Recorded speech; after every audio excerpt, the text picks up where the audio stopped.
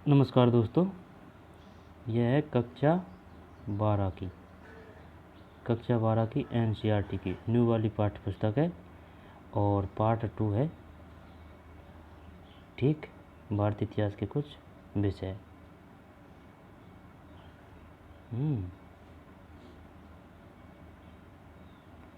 ये चित्रकारी उस समय की।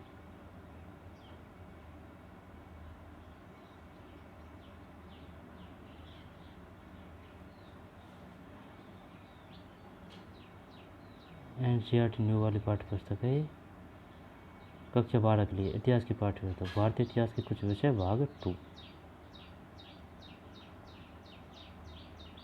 ये कोई स्थापत्य कला बना रहे हैं, कोई दुर्ग गढ़ मंदिर वगैरह बना रहे हैं कुछ।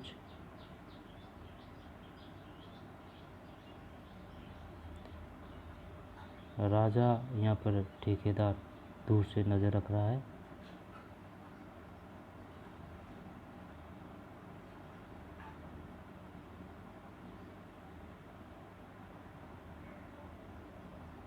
राष्ट्रीय शैक्षिक अनुसंधान और प्रशिक्षण परिषद।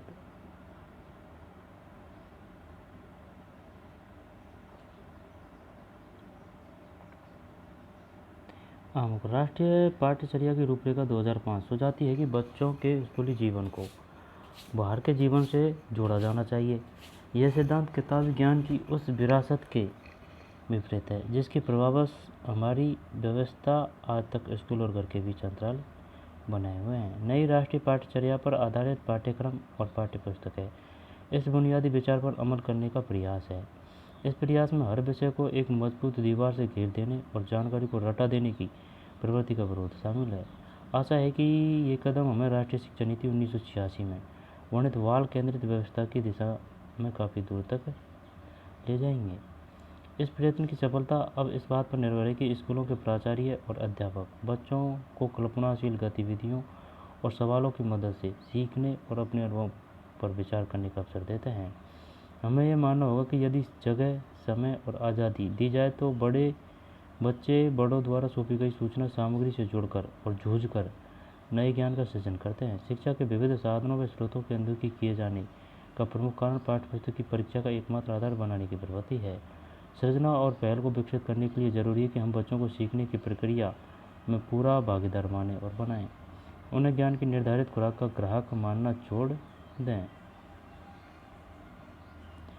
ये उद्देश्य स्कूल की दैनिक जिंदगी और कार्यशैली में काफ़ी फेरबदल की मांग करते हैं। दैनिक समय सारणी में लचीलापन उतना ही जरूरी है जितना वार्षिक कैलेंडर के अमल में चुस्ती, जिसके शिक्षण के लिए नियत दिनों की संख्या हकीकत बन सके। शिक्षण और मूल्यांकन की विधियाँ भी इस बात को तय करेगी कि यह पाठ्यपुस्तक स्कूल में बच्चों के जीवन को मानसिक दबाव तथा बोरियत की जगह खुशी का अनुभव बनाने में कितनी प्रभावशाली सिद्ध होती है। बोझ की समस्या से निपटने के लिए पाठ्यक्रम निर्माताओं ने विभिन्न चरणों में ज्ञान का पुनर्निर्धारण करते समय बच्चों के मनोविज्ञान एवं अध्यापन के लिए उपलब्ध समय का ध्यान रखने की पहले से अधिक सचेत कोशिश की है। इस कोशिश को गहराने के यत्न में यह पाठ्यपुस्तक सोच विचार विस्मय, छोटे समूह में बातचीत एवं बहस और हाथ से की जाने वाली गतिविधियों को प्राथमिकता देती है। एनसीईआरटी इस पुस्तक की रचना के लिए बनाई गई पाठ्यपुस्तक निर्माण समिति के परिश्रम के लिए कृतज्ञता व्यक्त करती है। परिषद सामाजिक विज्ञान सलाहकार समूह के अध्यक्ष प्रोफेसर हरि वासुदेवन, इतिहास विभाग, कलकत्ता विश्वविद्यालय, कोलकाता इतिहास पाठ्यपुस्तक समिति के प्रमुख सलाहकार प्रोफेसर नीलाद्रि भट्टाचार्य, इतिहास अध्ययन केंद्र जवाहरलाल नेहरू विश्वविद्यालय, नई दिल्ली की विशेषावरी है। इस पाठ्यपुस्तक के निर्माण में कई शिक्षकों ने योगदान दिया। इस योगदान को संभव बनाने के लिए हम उनके प्राचार्यों के आभारी हैं। हम उन सभी संस्थाओं और संगठनों के प्रति कृतज्ञ हैं जिन्होंने अपने संसाधनों, सामग्रियों और सहयोगियों की मदद लेने में हमें उदारतापूर्वक सहयोग दिया। हम माध्यमिक एवं उच्च शिक्षा विभाग, मानव संसाधन विकास मंत्रालय द्वारा प्रोफेसर मृणाल मिरी एवं प्रोफेसर जी.बी. देशपांडे की अध्यक्षता में गठित निगरानी समिति मॉनिटरिंग कमेटी के सदस्यों को अपना मूल्यवान समय और सहयोग देने के लिए धन्यवाद देते हैं। व्यवस्थागत सुधारों और अपने प्रकाशनों में निरंतर निखार लाने के प्रति समर्पित एनसीईआरटी टिप्पणियों एवं सुझावों का स्वागत करेगी जिनसे भावी संसाधनों में मदद ली जा सके। पाठ पर चलते हैं।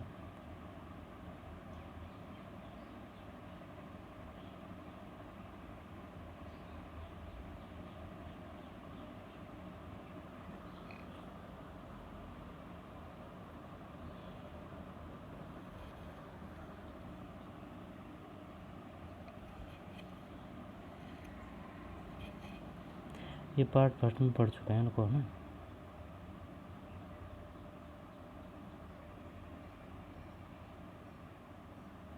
नीलाद्रि भट्टाचार्य, मुख्य सलाहकार इतिहास।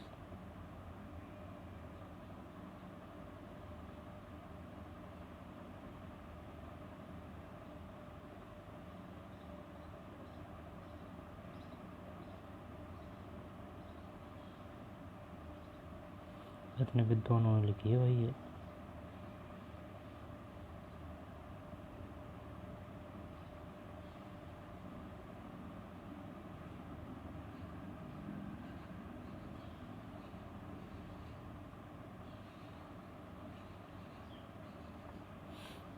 आभार। इस पुस्तक के भाग फर्स्ट की ही तरह भारतीय इतिहास के कुछ विषय भाग 2 को बनाने में भी कई व्यक्तियों और संस्थानों की बड़ी उत्साहपूर्ण जिम्मेदार रही है। इन सभी को धन्यवाद देते हुए अत्यंत हर्ष हो रहा है। आभार। इस पुस्तक के भाग फर्स्ट की तरह भारतीय इतिहास के कुछ विषय भाग 2 को बनाने में भी कई व्यक्तियों और संस्थानों की बड़ी उत्साहपूर्ण हिस्सेदारी रही है। इन सभी को धन्यवाद देते हुए हमें अत्यंत हर्ष हो रहा है। अध्ययन की पांडुलिपि पर विस्तृत और लाभदायक टिप्पणियों के लिए हम जॉन फीटज और सुनील कुमार और सुप्रिया वर्मा के आभारी हैं। कुछ मुद्दों पर प्रकाश डालकर तुरंत मदद के लिए हमें मीना भार्गव, रणवीर चक्रवर्ती, रंजीता दत्ता, भारती जगन्नाथन एवं नंदिता प्रसाद सहाय का धन्यवाद करते हैं। राष्ट्रीय निगरानी समिति के सदस्य प्रोफेसर JS ग्रेवाल और शोभा वाजपेयी के सुझाव बहुत लाभदायक रहे। पुस्तक के लिए दृश्य सामग्री विभिन्न व्यक्तियों और संस्थाओं से प्राप्त की गई है। खासतौर से हम जॉर्ज मिशेल और जॉर्ज फ्रीटज का शुक्रिया अदा करना चाहेंगे, जिनकी उदारता के कारण हम उनके विजयनगर संबंधी संसाधनों के समृद्ध भंडार का उपयोग कर पाए। आर्ट क्रिएशंस के ऋतु टोपा और अविनेश रॉय ने बड़े धीरज और निपुणता के साथ पुस्तक को डिजाइन किया। जवाहरलाल नेहरू विश्वविद्यालय के वर्गीस ने मानचित्र तैयार किए। एल विनेश टर्की और मनोज हल्दर ने तकनीकी सहायता प्रदान की। समीरा वर्मा ने कई तरह की महत्वपूर्ण मदद की। उनकी खुशम मिजाजी भी कई मायनों में मददगार साबित हुई। समीरा वर्मा। दिनेश कुमार प्रभारी कंप्यूटर कक्ष, Ishwar Singh, Muqaddas Azam, Anil Sharma, Arvind Sharma, Sarita Kamoti, Haridarshan Lodhi, DTP operator, Manoj Mohan, Yatendra Kumar Yadav, Naushad Ahmad copy editor, Achal Kumar proof reader ने इस पुस्तक के निर्माण में सहयोग दिया। हम इन सभी के प्रति अपना आभार व्यक्त करते हैं। पुस्तक के प्रयोगकर्ताओं ने पुनर्निर्वेशन की हम उत्सुकता के साथ प्रतीक्षा करते हैं। इसे भावी संस्करणों को सुधारने में सहायता मिलेगी। विषय सूची।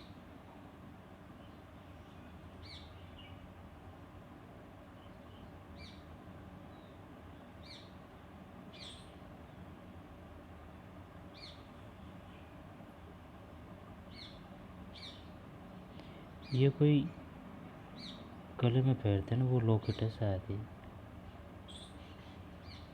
है ना। हाँ, शानदार लॉकेट है।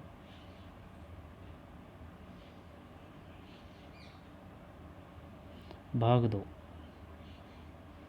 4 तक को पढ़ लिया अपने। विषय 5 यात्रियों के नज़रिए, समाज के बारे में उनकी समझ, लगभग 10वीं से 7वीं सदी तक। फिर विषय 6 है भक्ति सूफी परंपराएं, धार्मिक विश्वासों में बदलाव और श्रद्धा ग्रंथ, लगभग 8वीं से 18वीं सदी तक। विषय 7 एक साम्राज्य की राजधानी विजयनगर, लगभग 14वीं से 16वीं सदी तक। विषय 8 किसान जमींदार और रैज, कृषि समाज और मुगल साम्राज्य, लगभग 16वीं और 17वीं सदी।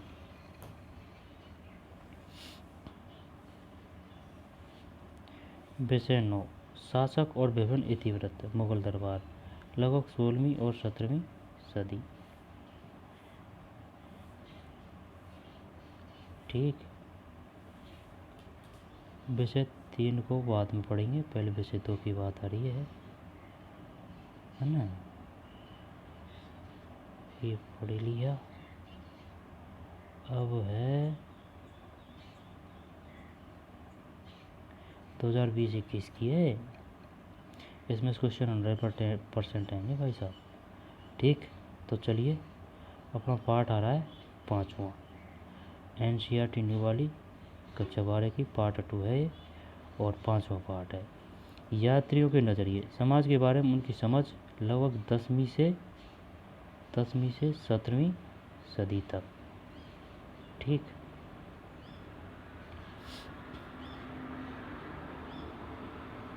महिलाओं और पुरुषों ने कार्य की तलाश में प्राकृतिक आपदाओं से बचाव के लिए व्यापारिक सैनिकों, पुरोहितों, तीर्थयात्रियों के रूप में यहाँ पर साहस की भावना से प्रेरित होकर यात्राएं की। वे जो किसी नए स्थान पर आते हैं अथवा बस जाते हैं, निश्चित रूप से एक ऐसी दुनिया को समक्ष पाते हैं जो भूदृश्य या भौतिक परिवेश के संदर्भ में और साथ ही लोगों की प्रथाओं, भाषाओं, आस्था तथा व्यवहार में भिन्न होती है। यात्रियों की नजर है 10वीं से 17वीं सदी तक।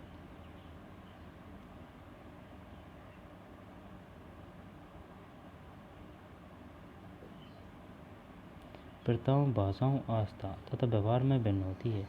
इनमें से कुछ इन भिन्नताओं के अनुरूप ढल जाते हैं और अन्य जो कुछ हद तक विशिष्ट होते हैं, इन्हें ध्यानपूर्वक अपने वृत्तांत में लिख लेते हैं, जिनमें असामान्य तथा उल्लेखनीय बातों को अधिक महत्व दिया जाता है। दुर्भाग्य से हमारे पास महिलाओं द्वारा छोड़े गए वृत्तांत लगभग न के बराबर हैं। हालांकि हम ये जानते हैं कि वे भी यात्राएं करती थी। सुरक्षित मिले वृत्तांत अपनी विषय वस्तु के संदर्भ में अलग अलग प्रकार के होते हैं। कुछ दरबार की गतिविधियों से संबंधित होते हैं, जबकि अन्य धार्मिक विषयों या स्थापत्य के तत्वों और स्मारकों पर केंद्रित होते हैं। उदाहरण के लिए 15वीं शताब्दी में विजयनगर शहर अध्याय 7।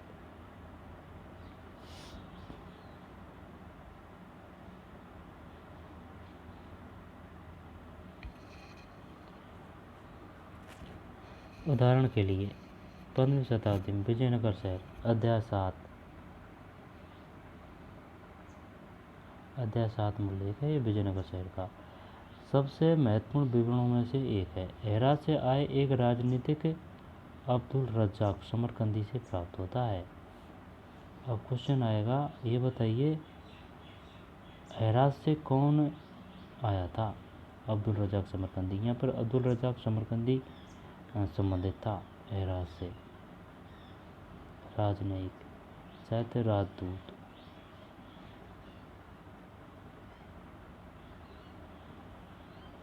कई बार यात्री सुदूर क्षेत्रों में नहीं आते। उदाहरण के लिए मुगल साम्राज्य अध्याय 8 और 9 में प्रशासनिक अधिकारी कभी कभी साम्राज्य के भीतर ही भ्रमण करते हैं, अपनी टिप्पणियां दर्ज करते थे। इनमें से कुछ अपने ही देश की लोकप्रिय प्रथाओं तथा जन वार्ताओं और परंपराओं को समझना चाहते थे। इस अध्याय में हम देखेंगे कि उपमहाद्वीप में आए यात्रियों द्वारा दिए गए सामाजिक जीवन के विवरणों के अध्ययन से किस प्रकार हम अपने अतीत के विषय में ज्ञान बढ़ा सकते हैं। इसके लिए हम 3 व्यक्तियों के वृत्तांतों पर ध्यान देंगे। अल-बरूनी जो 11वीं शताब्दी में उज्बेकिस्तान आया था। इब्न बतूता 14वीं शताब्दी। एक मिनट। इसके लिए हम 3 व्यक्तियों के वृत्तांतों पर ध्यान देंगे। अल-बरूनी जो 11वीं शताब्दी में उज्बेकिस्तान से आया था। कैसे याद करें जब इसको? अल-बरूनी कहाँ से आया था? उज्बेकिस्तान से। लेकिन किस शताब्दी में? 11वीं शताब्दी। इब्न बतूता 14वीं शताब्दी, मोरक्को से।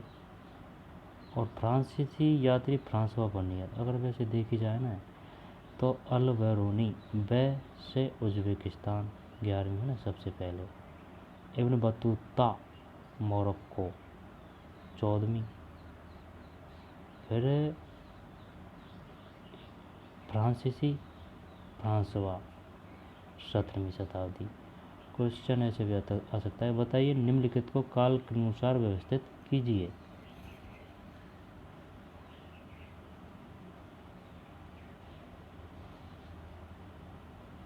अल-बरूनी जो 11वीं शताब्दी में उज्बेकिस्तान आया था, एक। इब्न बतूता 14वीं शताब्दी मोरक्को से, तथा फ्रांसीसी यात्री फ्रांसवा बर्नियर 17वीं शताब्दी।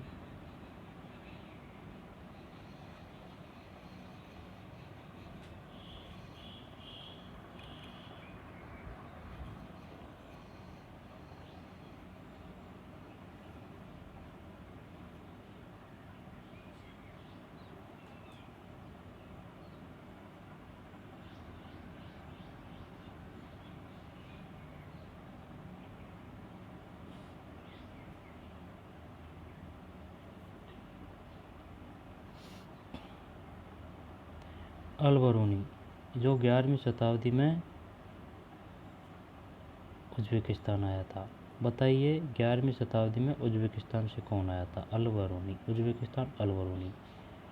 14वीं शताब्दी में इब्न बतूता, मोरक्को, क्वेश्चन आ चुका है। और फ्रांस से कौन आया था? फ्रांसवा बर्नियर, 7वीं शताब्दी। नारियल, कई यात्रियों ने नारियल तथा पान जैसी चीज़ों को असामान्य माना। पान के पत्ते असामान्य माना मतलब पता नहीं। पूरी तरह से भिन्न सामाजिक तथा सांस्कृतिक पृष्ठभूमि आने के कारण ये लेखक दैनिक गतिविधियों तथा प्रथाओं के प्रति अधिक सावधान रहते थे। देशज लेखकों के लिए ये सभी विषय सामान्य थे जो वृत्तांतों में दर्ज करने योग्य नहीं थे। नजरिए में यही भिन्नता ही यात्रा वृत्तांतों को अधिक रोचक बनाती है। ये यात्री किसके लिए लिखते थे, जैसा कि हम देखते हैं। इस प्रश्न का उत्तर अलग अलग दृष्टांतों में अलग था। अल बरूनी के उद्देश्य। अल बरूनी ने अपने कार्य का वर्णन इस प्रकार किया। उन लोगों के लिए सहायक जो उनसे हिंदुओं धार्मिक विषयों पर चर्चा करना चाहते थे, और ऐसे लोगों के लिए एक सूचना का संग्रह जो उनके साथ संबंध होना चाहते हैं।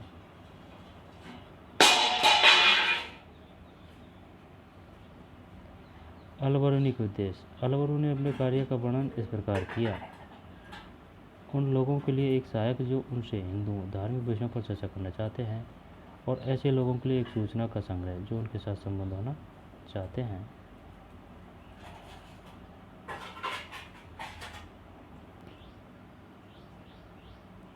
अल बरूनी की कृति का अंश पढ़िए, स्रोत 5, तथा चर्चा कीजिए कि क्या यह कृति इन उद्देश्यों को पूरा करती है।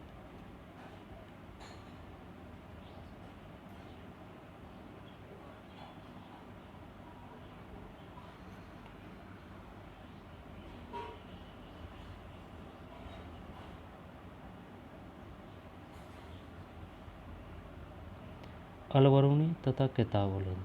अब अल बरूनी आ रहा है भाई, ठीक। अल बरूनी, अल बरूनी तथा किताबुल हिंद, ख्वारिज्म से पंजाब तक।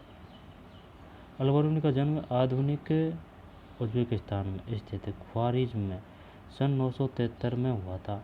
ख्वारिज्म शिक्षा का एक महत्वपूर्ण केंद्र था, और अल बरूनी ने उस समय उपलब्ध सबसे अच्छी शिक्षा प्राप्त की थी। शिक्षा कहाँ प्राप्त की थी? ख्वारिज्म में।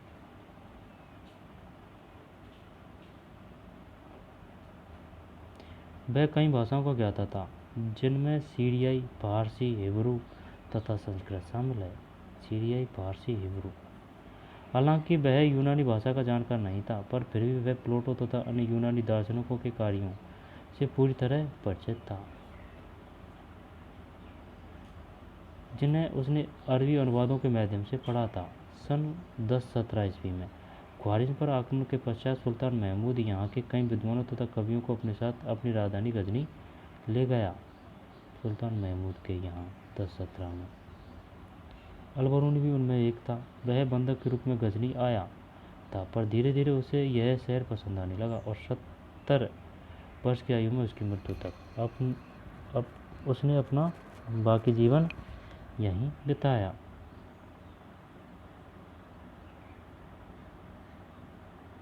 सुल्तान महमूद यहाँ के कई विद्वानों तथा कवियों को अपने साथ अपनी राजधानी गजनी ले गया। कौन ले गया? सुल्तान महमूद। आक्रमण कब किया था? 1017 में। किस पर? ख्वारिज्म पर।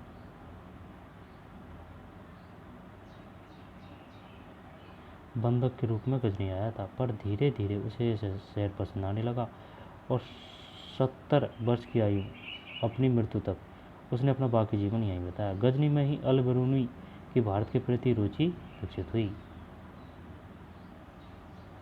गजनी में ही अल बरूनी की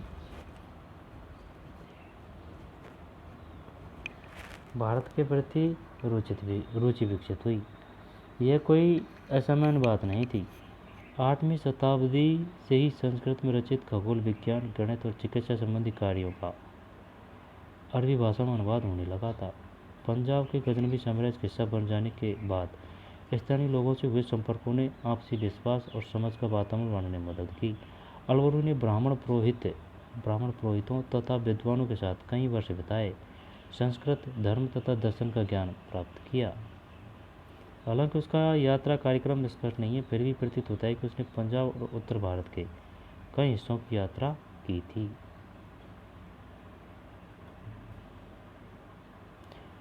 उसके लिखने के समय यात्रा वृत्तांत अरबी साहित्य का एक मान्य हिस्सा बन चुके।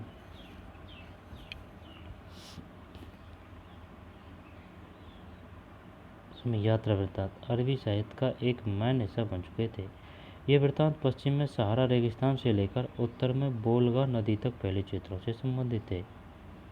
सहारा रेगिस्तान से लेकर उत्तर में बोलगा नदी के तक पहले क्षेत्रों से संबंधित थे। इसलिए हालांकि 15 ईस्वी से पहले भारत में अलबरूनी को कुछ ही लोगों ने पढ़ा होगा, भारत से बाहर कई अन्य लोग संभवतः ऐसा कर चुके हैं।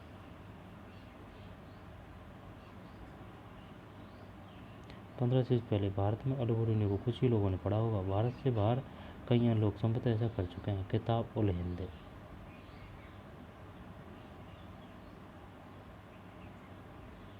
अलबरूनी के देश। अलबरूनी ने अपने कार्य का वर्णन इस प्रकार किया। उन लोगों के लिए सहायक जो उनसे हिंदुओं धार्मिक विषयों पर चर्चा करना चाहते हैं, और ऐसे लोगों के लिए एक सूचना का संग्रह जो उनके साथ संबंध होना चाहते हैं। ग्रंथों का अनुवाद, विचारों का आदान प्रदान। कई भाषाओं में दक्षता हासिल करने के कारण अलबरूनी भाषाओं की तुलना तथा ग्रंथों का अनुवाद करने में सक्षम रहा। उसने कई संस्कृत कृतियों, जिनमें पतंजलि का व्याकरण पर ग्रंथ भी शामिल है, का अरबी में अनुवाद किया। अपने ब्राह्मण मित्रों के लिए उसने यूक्लिड, एक यूनानी गणितज्ञ, के कार्यों का संस्कृत में अनुवाद किया। कई भाषाओं में दक्षता हासिल करने के कारण अलबरूनी भाषाओं की तुलना तथा ग्रंथों का अनुवाद करने में सक्षम रहा। उसने कई संस्कृत कृतियों, जिनमें पतंजलि का व्याकरण पर ग्रंथ भी शामिल है, का अरबी में अनुवाद किया। ये बताइए, पतंजलि का जो व्याकरण का जो ग्रंथ है, उसका अरबी में अनुवाद किसने किया? अलबरूनी। अलबरूनी व अरबी। अपने ब्राह्मण मित्रों के लिए उसने यूक्लिड, यानी कि एक यूनानी गणितज्ञ, के कार्यों का संस्कृत में अनुवाद किया। अच्छा,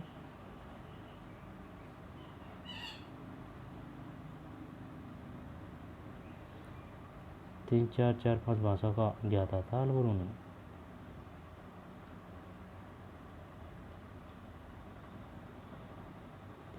अब है किताब उल हिंद। अरबी में लिखी गई अलबरूनी की कृति किताब उल हिंद की भाषा सरल और स्पष्ट है।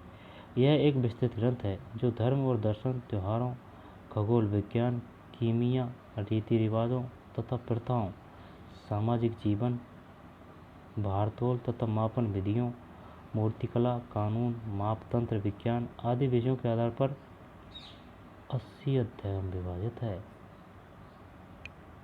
कितने का अध्याय है? 80। कायम है किताब उल हिंद में। किताब उल हिंद किसकी रचना है? अलबरूनी की।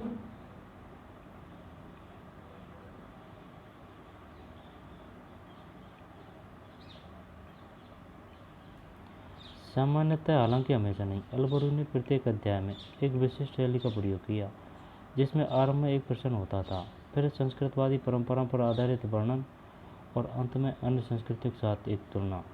आज के कुछ विद्वानों का तर्क है कि इस लगभग ज्यामितीय संरचना, जो अपनी स्पष्टता तथा पूर्वानुमानता के लिए उल्लेखनीय है, का एक मुख्य कारण अलबरूनी का गणित की ओर झुकाव था।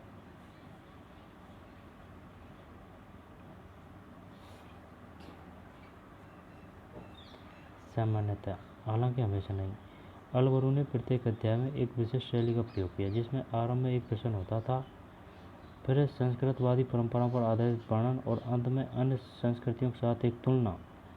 आज के कुछ विद्वानों का तर्क है कि इस लगभग ज्यामितीय संरचना, जो अपनी स्पष्टता तथा पूर्वानुमेयता के लिए उल्लेखनीय है, का एक मुख्य कारण अलबरूनी का गणित की ओर झुकाव था। अल-बिरूनी जिसने लेखन में भी अरबी भाषा का प्रयोग किया था, ने संभवतः अपनी कृतियाँ उपमहाद्वीप के सीमांत क्षेत्रों में रहने वाले लोगों के लिए लिखी थी। अरबी भाषा, वह संस्कृत, पाली, प्राकृत ग्रंथों के अरबी भाषा में अनुवादों तथा रूपांतरणों से परिचित था। इनमें दंतकथाओं से लेकर खगोल विज्ञान और चिकित्सा संबंधी कृतियाँ सभी शामिल थी, पर साथ ही इन ग्रंथों की लेखन सामग्री शैली के विषय में उसका दृष्टिकोण आलोचनात्मक था और निश्चित रूप से वह उनमें सुधार करना चाहता था।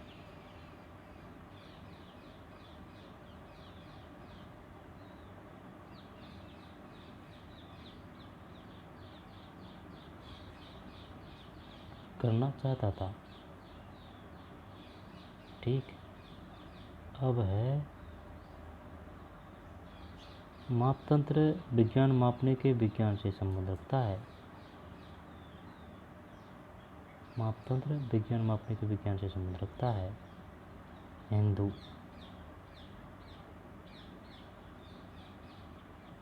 हिंदू शब्द लगभग 6वीं-5वीं शताब्दी ईसा पूर्व में प्रयुक्त होने वाला एक प्राचीन फारसी शब्द है। 6वीं या 5वीं शताब्दी ईसा पूर्व, जिसका प्रयोग सिंधु नदी इंडस के पूर्व के क्षेत्र के लिए होता था, से निकला था। अरबी लोगों ने इस फारसी शब्द को जारी रखा। हिंदू कौन सा शब्द है? फारसी। अरबी लोगों ने इस फारसी शब्द को जारी रखा और इस क्षेत्र को अल हिंद तथा यहाँ के निवासियों को हिंदी कहा। कालांतर में तुर्कों ने सिंध से पूर्व में रहने वाले लोगों को, सिंधु से पूर्व में हिंदू, उनके निवास क्षेत्र को हिंदुस्तान तथा उनकी भाषा को हिंदवी का नाम दिया। इनमें से कोई भी शब्द लोगों की धार्मिक पहचान का द्योतक नहीं है। इस शब्द का धार्मिक संदर्भ में प्रयोग बहुत बाद की बात है, यानी कि हिंदू उनके निवास क्षेत्र को, आई समझ में, हिंदुस्तान उनकी भाषा को,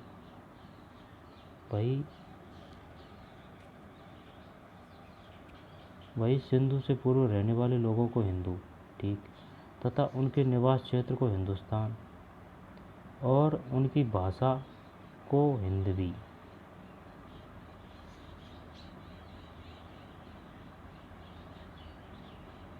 इनमें से कोई भी शब्द लोगों की धार्मिक पहचान का द्योतक नहीं था। पहले कोई धार्मिक पहचान नहीं थी, ये तो बाद में हुई है, बहुत बाद की बात है। यदि अल-बिरूनी 21वीं शताब्दी में रहता तो वही भाषाएं जानने पर भी उसे विश्व के किन क्षेत्रों में आसानी से समझा जा सकता था।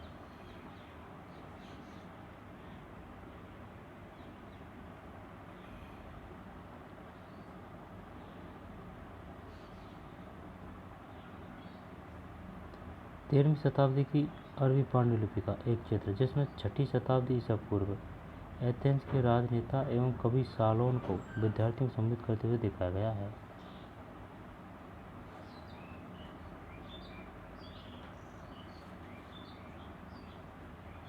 तेरहवीं शताब्दी की अरबी पांडुलिपि का एक चित्र, जिसमें 6वीं शताब्दी ईसा पूर्व एथेंस के राजनेता एवं कवि सालोन को विद्यार्थियों को संबोधित करते हुए दिखाया गया है। सालोन एवं उनके विद्यार्थियों के कपड़ों को ध्यान से देखिए।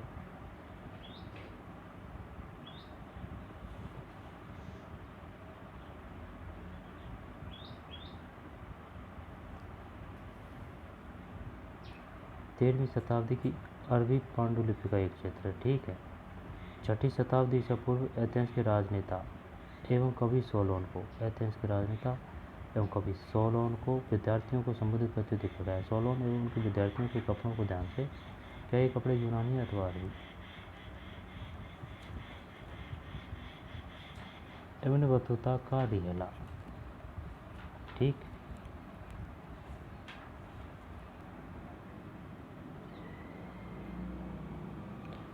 इब्न बतूता का रिहला एक आरंभिक विश्व यात्री, ठीक।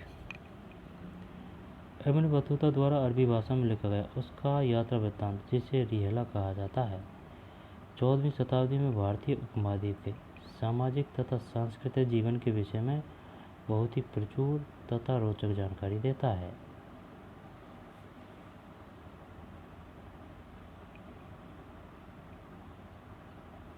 एक आरंभिक विश्वयात्री इब्न बतूता द्वारा अरबी भाषा में लिखा गया यात्रा वृत्तांत, जिसे रिहेला कहा जाता है।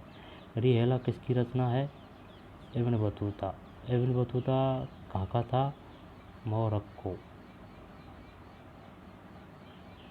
14वीं शताब्दी में भारतीय उपमहाद्वीप के सामाजिक तथा सांस्कृतिक जीवन के विषय में बहुत ही प्रचुर तथा रोचक जानकारी देता है। कौन देता है? रिहेला। रिहेला किसकी रचना है? इब्न बतूता। मोरक्को के इस यात्री का जन्म तंजीयर के सबसे सम्मानित तथा शिक्षित परिवारों में से एक है। तंजीयर, इसका परिवार था तंजीयर, जो इस्लामी कानून अथवा शरिया पर अपनी विशेषज्ञता के लिए प्रसिद्ध था, में हुआ था। अपने परिवार की परंपरा के अनुसार इब्न बतूता ने कम उम्र में ही साहित्यिक तथा शास्त्र रूढ़ शिक्षा हासिल की, जो इस्लामी कानून अथवा शरिया पर अपनी विशेषज्ञता के लिए प्रसिद्ध था, में हुआ था। कौन सा? तंजीयर। क्वेश्चन आएगा, ये बताइए इब्न बतूता है वह निम्नलिखित में से किस परिवार से संबंध रखते हैं? तंजीयर।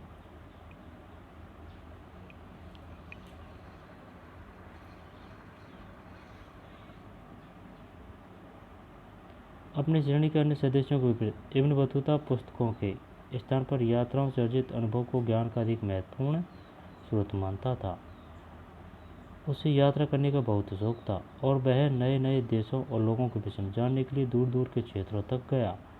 1332 से 33 में भारत के लिए प्रस्ताव करने से पहले वह मक्का की तीर्थ यात्राएं और सीरिया, इराक, फारस, यमन, ओमान तथा पूर्वी अफ्रीका के कई तटीय व्यापारिक बंदरगाहों की यात्रा कर चुका था।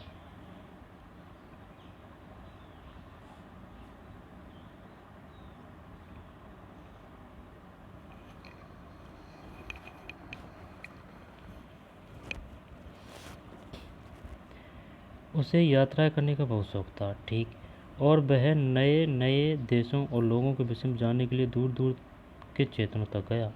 1332-33 में भारत के लिए प्रस्ताव करने से पहले वह मक्का की तीर्थ यात्राएं और सीरिया, इराक, फारस, यमन, ओमान, पूर्वी अफ्रीका के कई तटीय व्यापारिक बंदरगाहों की यात्रा कर चुका था। भारत से पहले मध्य एशिया के रास्ते होकर इब्न बतूता सन 1333 में स्थल मार्ग से सिंध पहुंचा। उसने दिल्ली के सुल्तान महमूद बिन तुगलक के बारे में सुना था और कला और साहित्य के लिए एक दयाशील संरक्षक के रूप में उसकी ख्याति से आकर्षित हो बतूता ने मुल्तान और उच्च के रास्ते होकर दिल्ली की ओर प्रस्थान किया। मोहम्मद बिन तुगलक के दरबार में आया था ये, ठीक। बतूता ने मुल्तान और उच्च के रास्ते होकर दिल्ली की ओर प्रस्थान किया। मुल्तान उसकी विद्वता से प्रभावित हुआ, उन्हें सुल्तान, और उसे दिल्ली का काजी या न्यायाधीश नियुक्त किया। दिल्ली का न्यायाधीश या काजी किसने बनाया? मोहम्मद बिन तुगलक ने। किसको बनाया? Ibn Battuta. Muhammad bin Ibn Battuta. वह इस पर कई वर्षों तक रहा, पर फिर उसने विश्वास खो दिया और उसे राजगार में कैद कर लिया गया। बाद में सुल्तान और उसके बीच की गलतफहमी दूर होने के बाद उसे राज की सेवा में पुनर्स्थापित किया गया और 1342 में मंगोल शासक के पास सुल्तान के दूत के रूप में चीन जाने का आदेश दिया गया।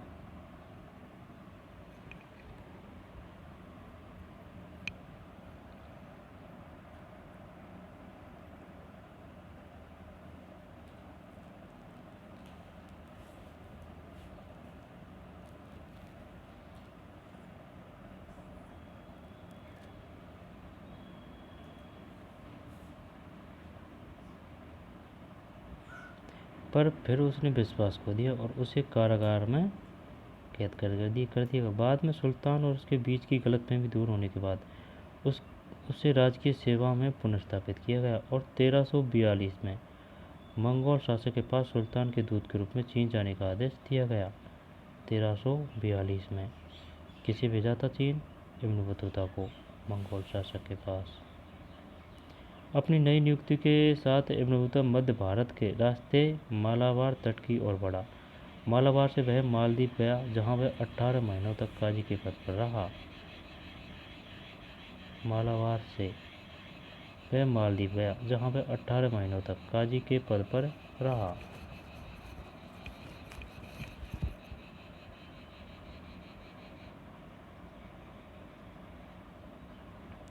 मालाबार से वह मालदीव गया, जहां वह 18 महीनों तक काजी के पद पर रहा।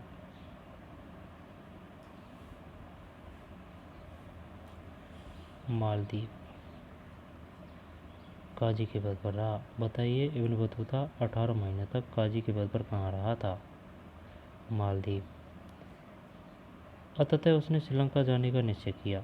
बाद में एक बार फिर वह मालाबार तट तथा मालदीव गया और चीन जाने के अपने कार्य को दोबारा शुरू करने से पहले वह बंगाल तथा असम भी गया।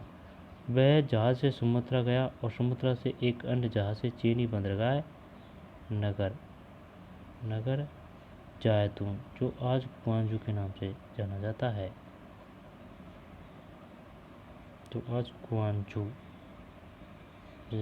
गया। उसने व्यापक रूप से चीन में यात्रा की और वह बीजिंग तक गया, लेकिन वहां लंबे समय तक नहीं ठहरा।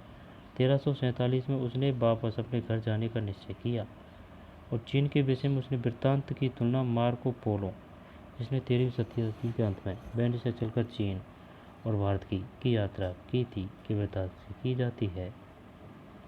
1347 में उसने वापस अपने घर जाने का निश्चय किया। चीन के विषय में उसने वृत्तांत की तुलना मार्को पोलो,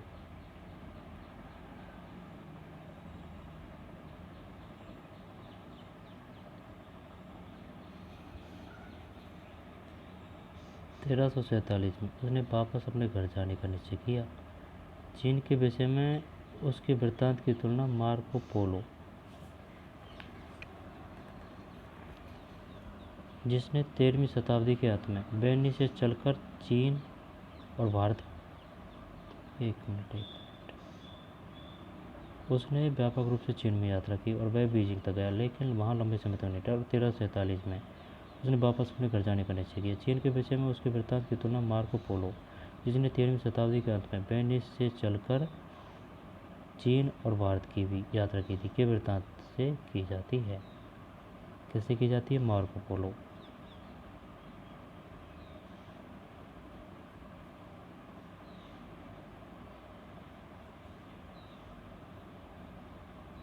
इन विद्वताओं ने नवीन संस्कृतियों, लोगों, आस्थाओं, मान्यताओं आदि के विषय में अपने अभिमत को सावधानी तथा कुशलतापूर्वक दर्ज किया। हमें यह ध्यान में रखना होगा कि यह विश्व यात्री 14वीं शताब्दी में यात्राएं कर रहा था, जब आज की तुलना में यात्रा करना अधिक कठिन तथा जोखिम भरा कार्य था। इब्न बतूता के अनुसार उसे मुल्तान से दिल्ली की यात्रा में 40 और सिंध से दिल्ली की यात्रा में लगभग 50 दिन का समय लगा। दौलताबाद से दिल्ली की दूरी 40, जबकि ग्वालियर से दिल्ली की दूरी 10 दिन में तय की जा सकती थी। दौलताबाद से दिल्ली की दूरी 40, जबकि ग्वालियर से दिल्ली की दूरी 10 दिन में तय की जा सकती थी। नाम यात्री बंगाल के एक मंदिर की मणि मूर्तियाँ, लगभग 17वीं 18वीं शताब्दियाँ। आपके मत में कुछ यात्रियों के हाथों में हथियार क्यों हैं?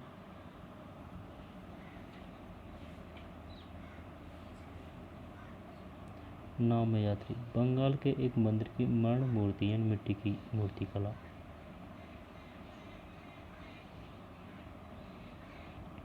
दौलताबाद से दिल्ली की यात्रा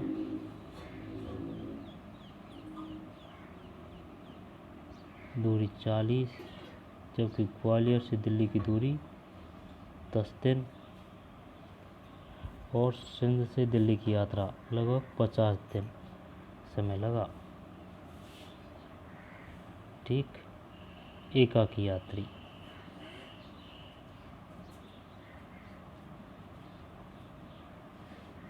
लंबे यात्राओं में लुटेरे ही एकमात्र खतरा नहीं थे। यात्री गृहातुर हो सकता था, बीमार भी हो सकता था। यह रियाला से लिया गया एक उदाहरण है।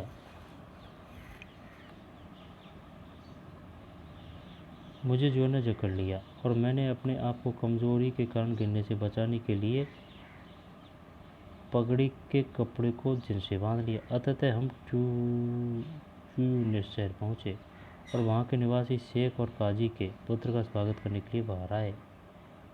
शेख और काजी के पुत्र का स्वागत करने के लिए वे हर और एक दूसरे के लिए अभिवादन और प्रश्नों को के साथ आगे आए, लेकिन उनमें से किसी ने भी मेरा अभिवादन नहीं किया, क्योंकि वहाँ कोई भी ऐसा नहीं था जिससे मेरा परिचय हो।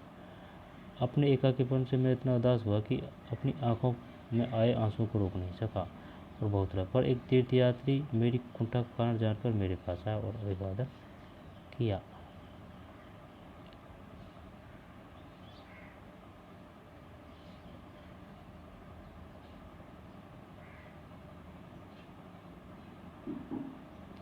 यात्रा करना अधिक असुरक्षित भी था। इब्न बतूता ने कई बार डाकुओं के समूह द्वारा किए गए आक्रमणों झेले थे, यहाँ तक कि वह अपने साथियों के साथ कारवां में चलना पसंद करता था, पर इससे भी राजमार्गों के लुटेरों को रोका नहीं जा सका। मुल्तान से दिल्ली की यात्रा के दौरान उसके कारवां पर आक्रमण हुआ। मुल्तान से दिल्ली और उसके कई साथी यात्रियों को अपनी जान से हाथ धोना पड़ा। जो जीवित बचे, जिनमें इब्न बतूता भी शामिल था, पूरी तरह से घायल हो गए थे।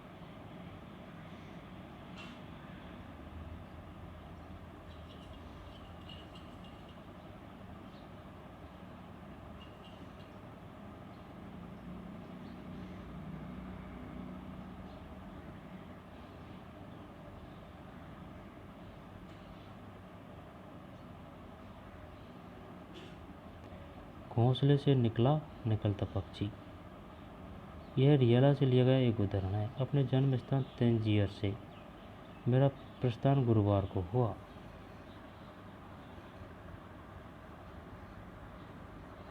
अच्छा, मैं अकेला ही निकल पड़ा, बिना किसी साथी यात्री के या कारवां के जिसकी टोली में मैं शामिल हो सकूं, लेकिन अपने अंदर एक अधिक प्रभावी आवेग और इन प्रसिद्ध पुण्य स्थानों को देखने की इच्छा, जो लंबे समय से मेरे अंतःकरण में थी, प्रभावित होकर इसलिए मैंने अपने प्रियजनों को छोड़ जाने के निश्चय को दृढ़ किया और अपने घर को ऐसे ही छोड़ दिया जैसे पक्षी अपने घोंसले को छोड़ देते हैं। उस समय मेरी उम्र 22 वर्ष थी। यह अनुभूता 1354 में घर वापस पहुंचा। अपनी यात्रा आरंभ करने के लगभग 30 वर्ष बाद 1354 में घर वापस पहुंचा। अपनी यात्रा आरंभ करने के लगभग 30 वर्ष बाद। अच्छा,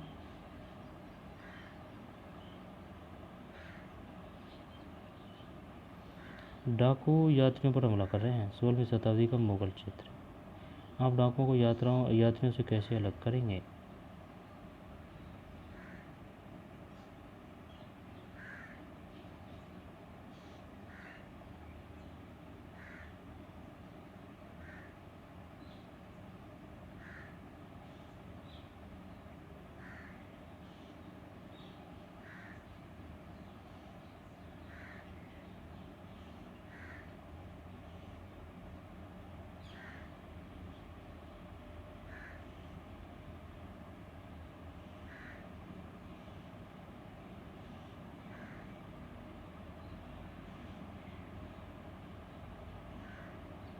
नाम में यात्री बंगाल के एक मंदिर की मण मूर्ति कला, लगभग 17वीं 18वीं शताब्दियाँ।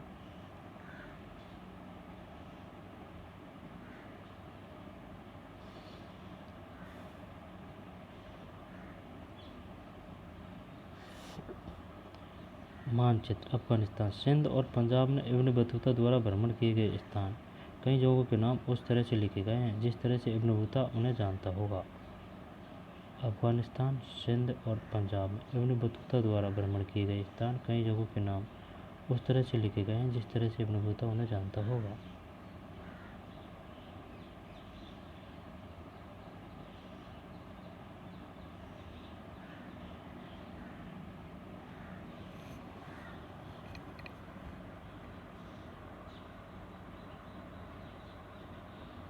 अंधकोय, बाक, त्रिमिध, कुंदुज, परवान, काबुल, गजना, कंधार।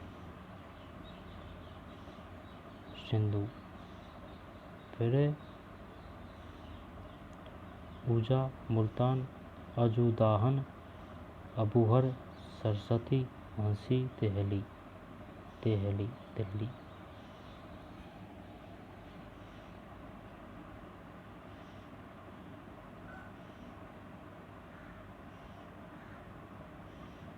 लाहरी,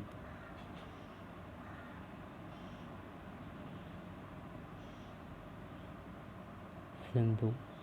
ऊजा, मुल्तान, अजूदाहन, अबूहर, सरस्वती, हंसी, तेहली।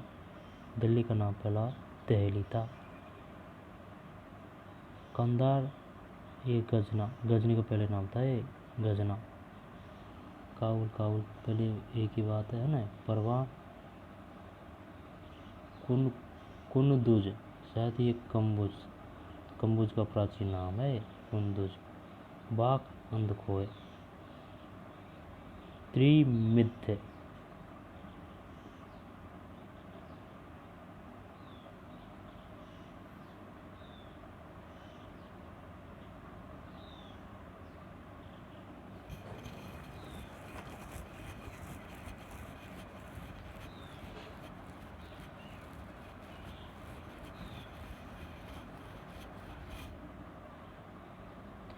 जिज्ञासाओं का उपभोग।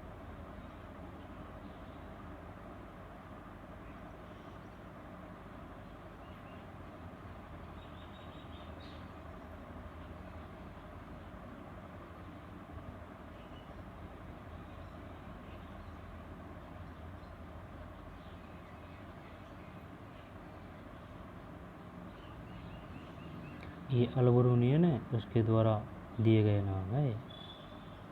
ये कंधार पहले भी नाम था, अब भी है ना। गजना, गजनी को पहले गजना, काबुल पहले था, अब भी है। परवान शायद ये कुमुज का है नाम, कुंदुज। त्रिमद, वाक ये वल्क है, वाक का वल्क हो गया।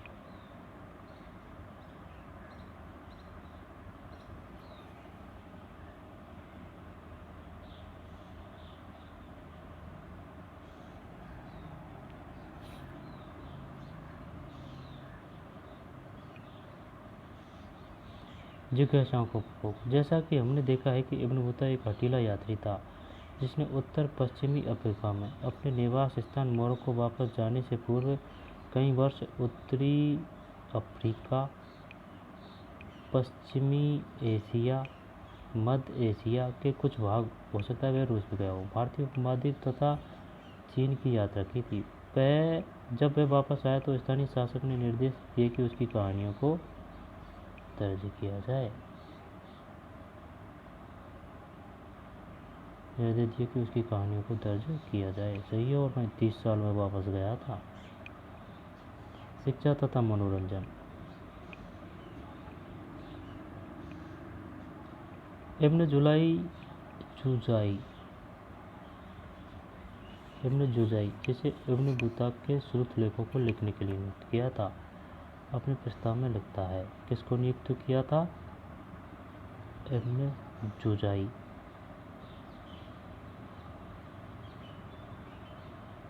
राजा के द्वारा एक साल निर्देश दिया गया कि वे इब्न बतूता अपनी यात्रा में देखे गए शहरों का तथा अपनी स्मृति में बैठ गई रोचक घटनाओं का एक वृत्तांत लिखवाएं और साथ ही विभिन्न देशों के शासकों में से जिनसे वे मिले उनके महान साहित्यकारों के तथा उनके धर्मिक संतों के विषय में बताए। तदनुसार उन्होंने इन सभी विषयों का एक कथानक लिखवाया जिससे मस्तिष्क को मनोरंजन तथा कान और आँख को प्रसन्नता दी। साथ ही उन्होंने कई प्रकार के असाधारण विवरण जिनके प्रतिपादक से लाभप्रद उपदेश मिलते हैं दिए तथा असाधारण चीज़ों के बारे में बताया जिनके संदर्भ में रुचि जगती है।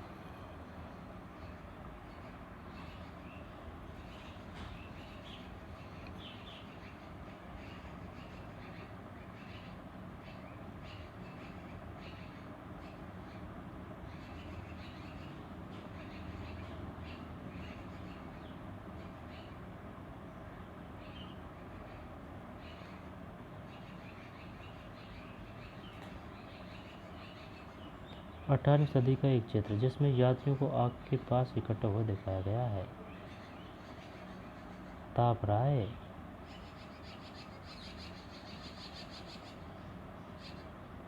सही है, ऐसे ही रहते थे पहले। देखिए बालक सो गए बुजुर्ग की गोद में। और अगर गाँवों में अगर अब भी देखी जाए ना, शाम के टाइम या दोपहर की टाइम, ठीक है, या फिर जाड़ा की रात में, तो जैसे कि चौपाल है या फिर कोई ऐसी जगह है तो वहाँ पटेल बैठे रहते हैं और बात करते रहते हैं। बहुत शानदार सीन होता है वो। तो ये यात्री बैठे हुए हैं, आपस में चर्चा है, किस्सें चल रही है। ग्रुप में जाते थे जिससे कि आक्रमण करे तो बचा जा सके।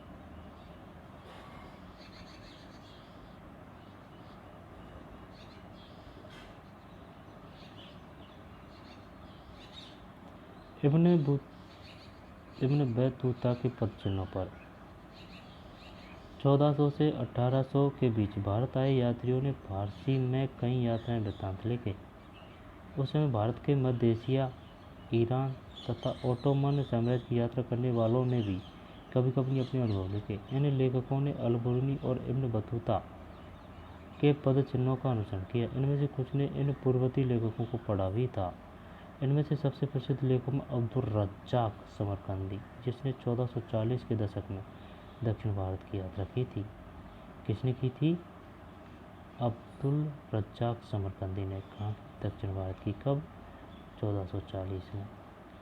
महमूद वली वल्की, जिसने 1620 के दशक में व्यापक रूप से यात्राएं की थी, तथा शेख अली हाजिन, जो 1740 के दशक में उत्तर भारत आया था। उनमें से कुछ लोग भारत से सम्मोहित थे लेखक, और यहाँ तक कि उनमें से एक महमूद बल्कि तो कुछ समय के लिए सन्यासी भी बन गया था।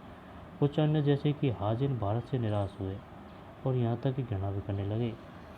वे भारत में अपने लिए एक उससे भी स्वागत की आशा कर रहे थे। उनमें से अधिकांश ने भारत को अचंभों के देश के रूप में देखा।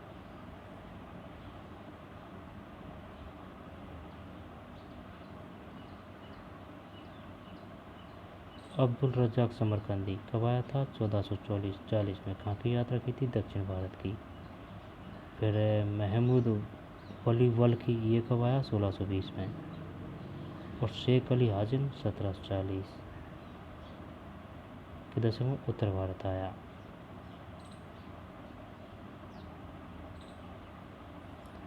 महमूद बल्कि तो कुछ समय के लिए सन्यासी बन गया। कुछ अन्य जैसे कि हाजिन भारत से निराश हुए और यहाँ तक कि घृणा भी करने लगे। 1740 में।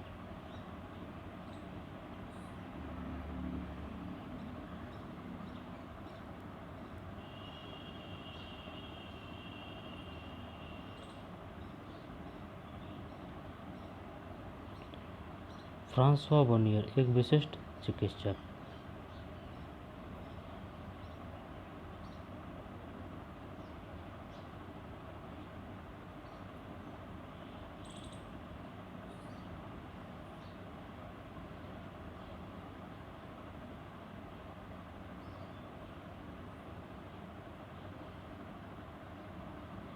अब ये पढ़ेंगे अपन, ठीक।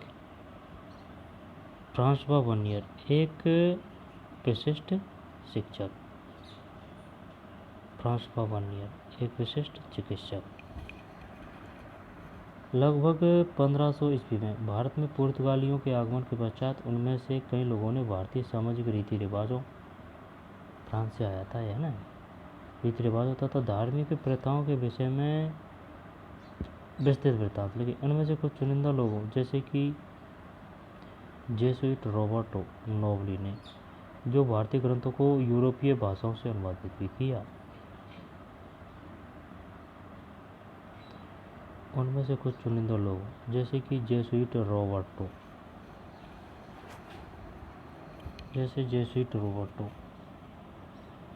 नोबली ने, जो भारतीय ग्रंथों को यूरोपीय भाषाओं में अनुवादित भी किया।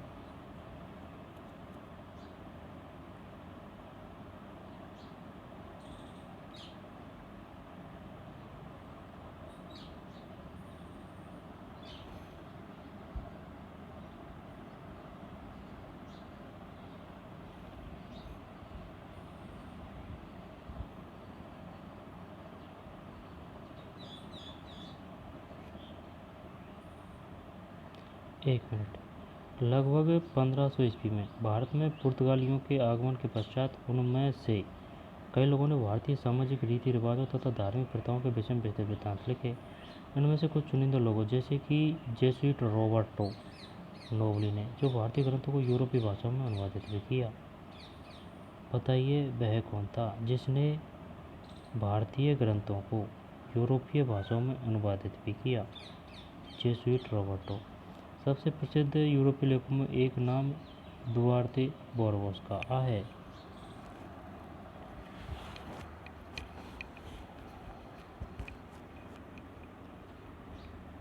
दुआर्ते बोर्बोसा का है, जिसने दक्षिण भारत में व्यापार और समाज का एक विस्तृत विवरण लिखा है। किसने? दुआर्ते बोर्बोसा। कालांतर में 1600 ईस्वी के बाद भारत में आने वाले डच, अंग्रेज तथा फ्रांसीसी यात्रियों की संख्या बढ़ने लगी। डच, अंग्रेज तथा फ्रांसीसी। इनमें से एक प्रसिद्ध नाम फ्रांसिस जोहरी, जो वेस्टेट ट्रेविनियर का है। एक मिनट। सबसे प्रसिद्ध यूरोपीय लेखकों में एक नाम दुआर्ते बोर्बोसा का है, जिसने दक्षिण भारत में व्यापार और समाज का एक विस्तृत विवरण लिखा। कालांतर में 1600 ईस्वी बाद भारत में आने वाले डच, अंग्रेज तथा फ्रांसीसी यात्रियों की संख्या बढ़ने लगी। इनमें एक प्रसिद्ध नाम फ्रांसीसी जोहरी, जो वेस्टर ट्रेविनियर का था, जिसने कम से कम 6 बार यात्रा की थी। वह विशेष रूप से भारत की व्यापारिक स्थितियों से बहुत प्रभावित था और उसने भारत की तुलना ईरान और ओटोमन साम्राज्य से की। इनमें से कई यात्री जैसे कि इतालवी चिकित्सक मनुकी कभी भी यूरोप वापस नहीं गए।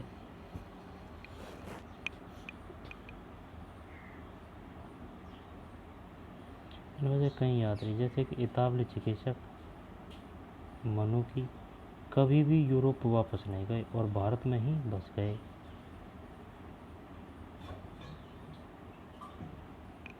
मनुकी कहाँ से आया था? इटली से, लेकिन ये चिकित्सक था। फ्रांस का रहने वाला फ्रांसवा वर्नियर एक चिकित्सक, राजनीतिक और दार्शनिक तथा इतिहासकार था।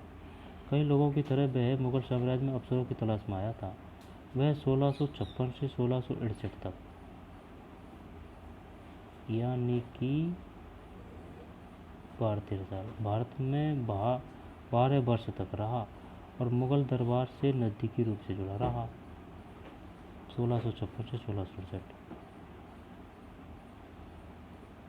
पहले सम्राट शाहजहां के ज्येष्ठ पुत्र दारा सिकोही के चिकित्सक के रूप में और बाद में मुगल दरबार के एक आर्मीनियाई अमीर दानिशमंद खान के साथ एक बुद्धिजीवी तथा वैज्ञानिक के रूप में।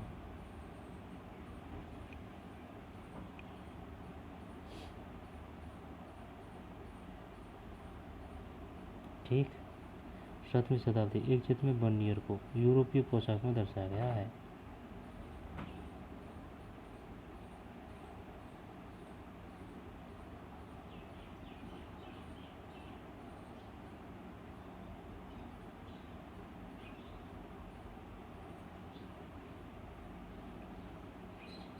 जो वेस्टर ट्रेविनियर, जिसने कम से कम 6 बार भारत की यात्रा की।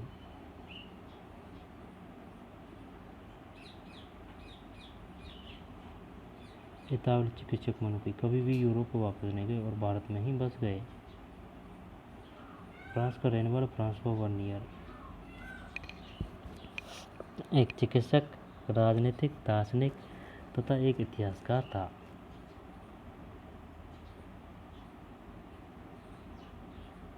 वह 1656 से 1668 तक भारत में 12 वर्ष तक रहा और मुगल दरबार से नज़दीकी रूप से जुड़ा रहा। पहले सम्राट शाहजहां के ज्येष्ठ पुत्र दारा सिकोही के चिकित्सक के रूप में और बाद में मुगल दरबार के एक आर्मीनियाई अमीर दानिशमंद खान के साथ एक बुद्धिजीवी तथा वैज्ञानिक के रूप में। आगे चलते हैं।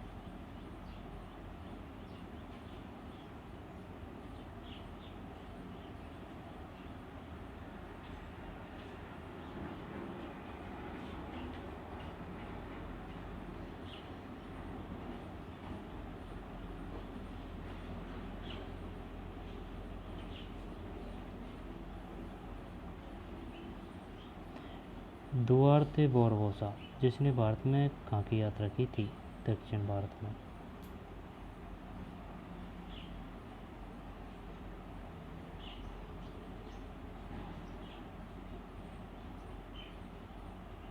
दुआर्ते बारबोसा है ना।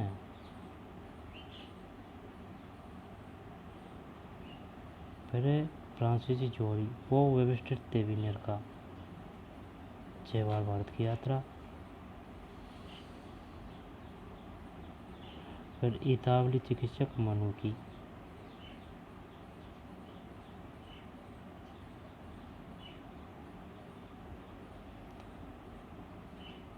भारतीय पोशाक में तेविनियर का चित्र। पूर्वी और पश्चिमी की तुलना। वर्नियर है ना, तेविनियर, तेविनियर के लिए कहाँ है?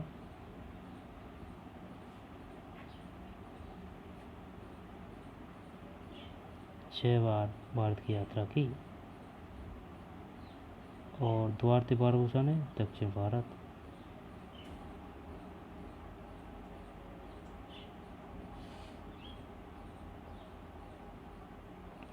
पूर्व पश्चिम की तुलना। बर्नियर ने देश के कई भागों की यात्रा की और जो देखा उसके विषय में विवरण लिखे। वह सामान्यतः भारत में जो देखता था उसकी तुलना यूरोप की स्थिति से करता था। उसने अपनी प्रमुख कृति को फ्रांस के शासक लुई 14वें को समर्पित किया और उसके कई अन्य कार्य प्रभावशाली अधिकारियों और मंत्रियों को पत्रों के रूप में लिखे गए थे। लगभग प्रत्येक दृष्टांत में बर्नियर ने भारत की स्थिति को यूरोप में हुए विकास की तुलना में दयनीय बताया। जैसा कि हम देखेंगे कि उसका आकलन हमेशा सटीक नहीं था, फिर भी जब उसके कार्य प्रकाशित हुए तो बर्नियर के वृत्तांत अत्यधिक प्रसिद्ध हुए। भारतीय विनर का चित्र। मुगल सेना के साथ यात्रा। बर्नियर ने कई बार मुगल सेना के साथ यात्रा की। यहाँ सेना के कश्मीर कूच के संबंध में दिए गए विवरण से एक अंश दिया जा रहा है। इस देश की प्रथा के अनुसार मुझसे 2 अच्छे तुर्कमान घोड़े देखने की अपेक्षा की जाती है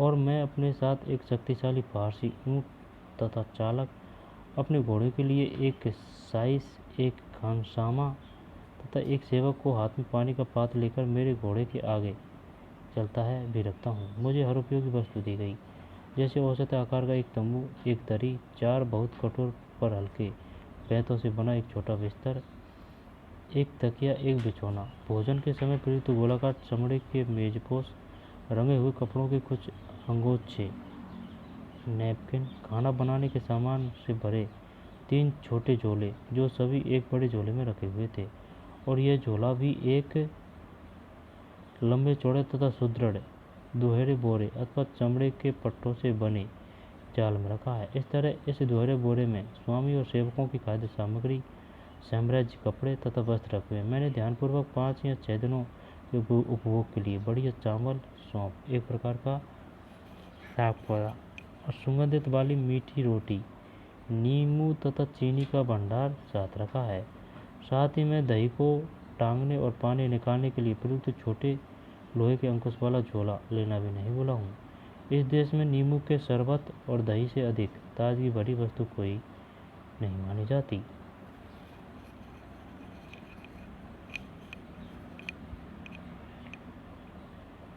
ठीक, चाय को नहीं जानता था पहले कोई, आई समझ में।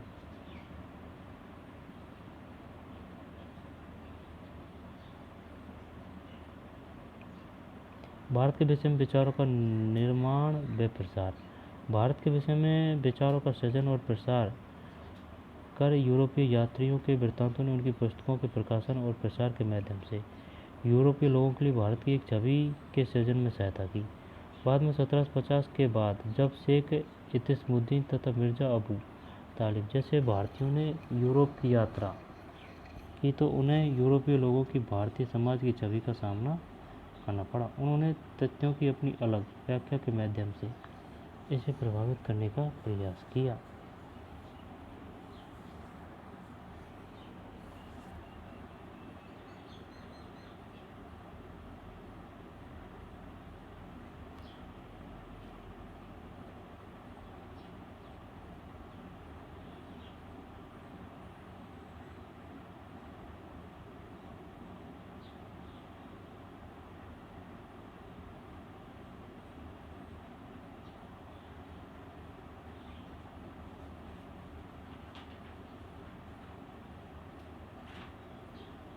ये बोलना चाह रहा है कि भाई यूरोपीय लोगों के लिए भारत की एक छवि के सृजन में सहायता की। बाद में 1750 के बाद जब शेख इतिसमुद्दीन तथा मिर्ज़ा अबू तालिब जैसे भारतीयों ने यूरोप की यात्रा की तो उन्हें यूरोपीय लोगों की भारतीय समाज की छवि का सामना करना पड़ा और उन्होंने तथ्यों को अपनी अलग व्याख्या के माध्यम से इसे प्रभावित करने का प्रयास किया।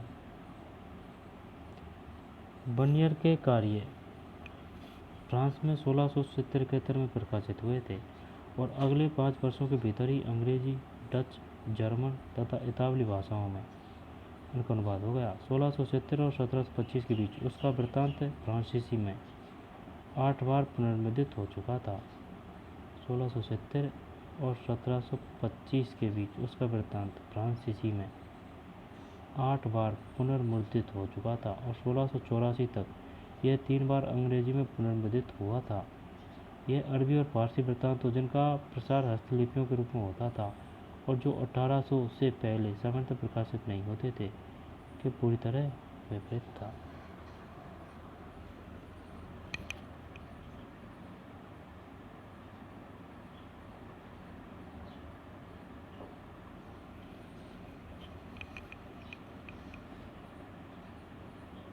बर्नियर के कार्य फ्रांस में 1670-71 में प्रकाशित हुए थे और अगले 5 वर्षों के भीतर ही अंग्रेजी, डच, जर्मन, इतालवी भाषाओं में इसका अनुवाद हो गया।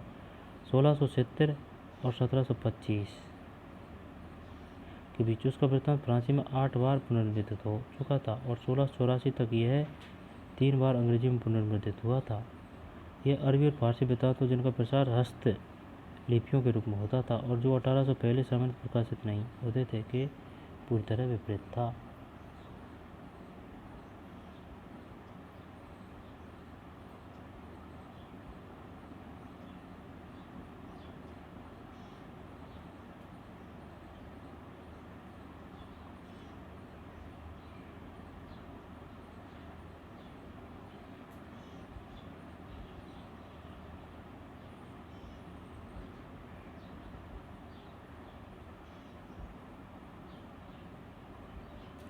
विशाल पहुंच वाली एक भाषा।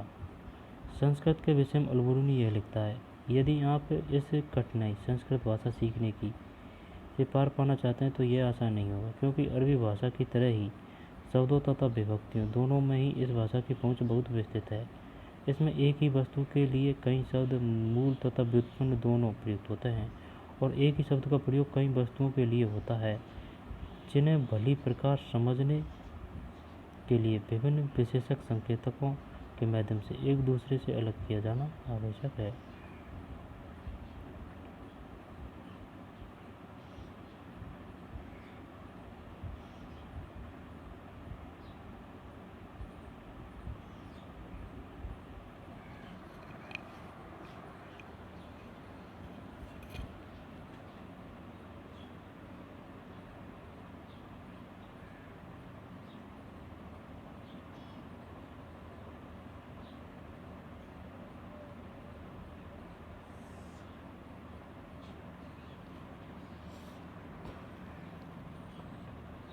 एक अपरिचित संसार की समझ, अलबरूनी तथा संस्कृतवादी परंपरा। एक अपरिचित संसार की समझ, अलबरूनी तथा संस्कृतवादी परंपरा।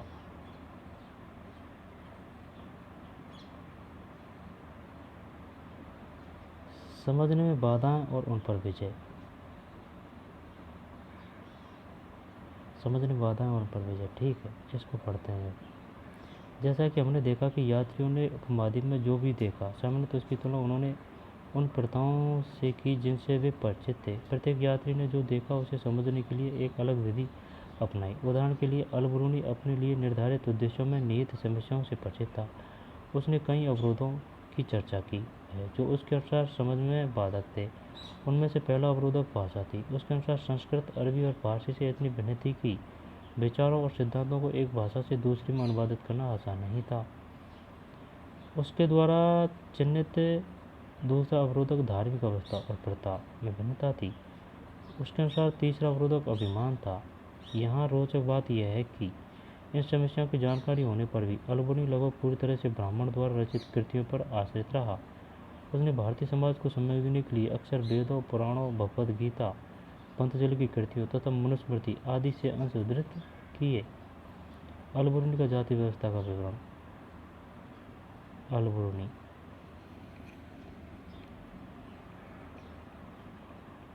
है ना, अल-बरूनी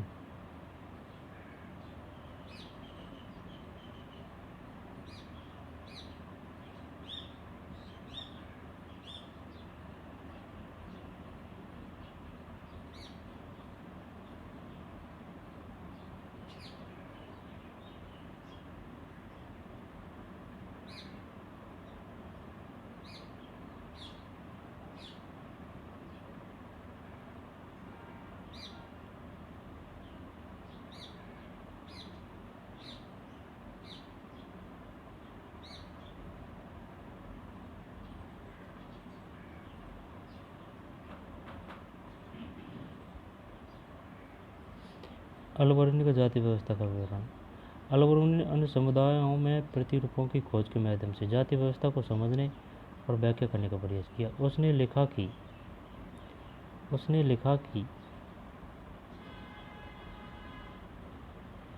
लिखा कि प्राचीन भारत में 4 सामाजिक वर्गों को मान्यता थी।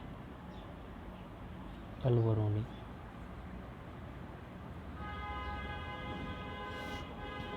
घोड़सवार, शासक वर्ग, भिक्षु, अनुष्ठानिक पुरोहित तथा चिकित्सक, खगोलशास्त्री तथा अन्य वैज्ञानिक और अंत में कृषक तथा शिल्पकार।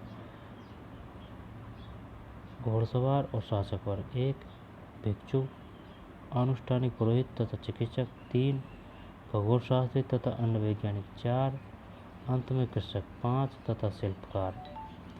दूसरे शब्दों में यह दिखाना चाहता था कि ये सामाजिक वर्ग केवल भारत तक ही सीमित नहीं थे। इसके साथ ही उसने यह दर्शाया कि इस्लाम में सभी लोगों को समान माना जाता था और उनमें विभिन्नताएं केवल धार्मिकता के पालन में थी। जाति व्यवस्था के संबंध में ब्राह्मणवादी व्याख्या को मानने के बावजूद अल-बरूनी ने अपवित्रता की मान्यता को अस्वीकार किया।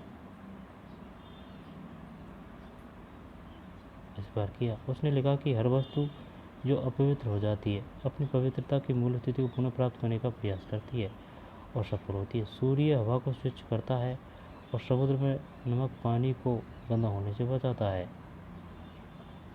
अल-बरूनी जोर देकर कहता है कि यदि ऐसा नहीं होता तो पृथ्वी पर जीवन असंभव होता। इसके अनुसार जाति व्यवस्था में सन्निहित अपवित्रता की अवधारणाएं प्रकृति के नियमों के विरुद्ध थी। ईश्वर ही जानता है। यात्री हमेशा उन्हें बताई गई बातों पर विश्वास नहीं करते। अल-बरूनी को जब ऐसी लकड़ी की मूर्ति की कहानी के बारे में पता चला जो तथाकथित रूप से 216 या 432 वर्षों तक अस्तित्व में रही, तो वह पूछता है, फिर लकड़ी इतने लंबे समय तक अस्तित्व में कैसे रही होगी, विशेष रूप से ऐसे स्थान पर जहाँ हवा और मिट्टी काफ़ी आर्द्र होती है। ईश्वर ही जानता है।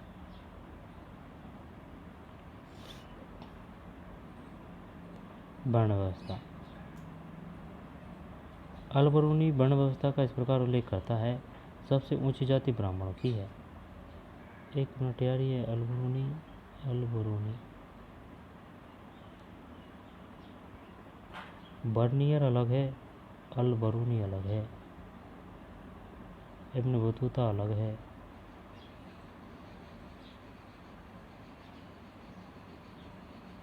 इब्न बतूता का रियला, अल-बरूनी तथा किताबुल।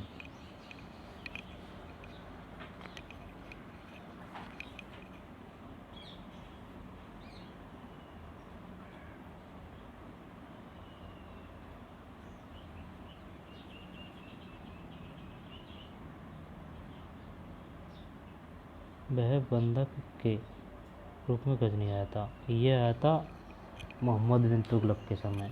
अल-बरूनी गजनी में ही अल-बरूनी भारत के प्रति रुचि विकसित हुई। अब चलते हैं उस पर।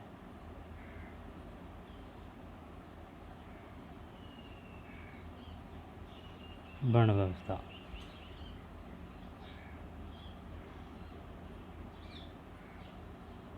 अल-बरूनी वर्ण व्यवस्था का इस प्रकार उल्लेख करता है, सबसे ऊंची जाति ब्राह्मणों की है। जिनके विषय में हिंदुओं के ग्रंथ हमें बताते हैं कि वे ब्राह्मण के सिर से उत्पन्न हुए थे, क्योंकि ब्रह्मा प्रकृति नामक शक्ति का ही दूसरा नाम है। सिर शरीर का सबसे ऊपरी भाग है, इसलिए ब्राह्मण पूरी प्रजाति के सबसे चुनिंदा भाग हैं। इसी कारण से हिंदू उन्हें मानव जाति में सबसे उत्तम मानते हैं। अगली जाति क्षत्रियों की, जिसका सृजन ऐसा कहा जाता है ब्राह्मण के कंधों और हाथों से हुआ था। उनका दर्जा ब्राह्मणों से अधिक नीचे नहीं है। उनके पश्चात वैश्य जाते हैं, जिनका उद्भव ब्राह्मण की जंघों से हुआ था। उनके पश्चात वैश्य आते हैं। शूद्र, जिनका सृजन उनके चरणों से हुआ था। अंतिम दो वर्गों के बीच अधिक अंतर नहीं है, लेकिन इन वर्गों के बीच भिन्नता होने पर भी वे एक साथ ही शहरों और गांवों में रहते हैं, समान घरों और आवासों में मिलजुल कर। अलबरूनी ने जो लिखा उसकी तुलना अध्याय 3 और श्लोक 6 से कीजिए। क्या आप कुछ समानता और भिन्नताएं देखते हैं? क्या आपको लगता है कि अलबरूनी भारतीय समाज के विषय में अपनी जानकारी और समझ के लिए केवल संस्कृत के ग्रंथों पर आश्रित रहा? केवल संस्कृत के ग्रंथों पर आश्रित नहीं रहा। ठीक।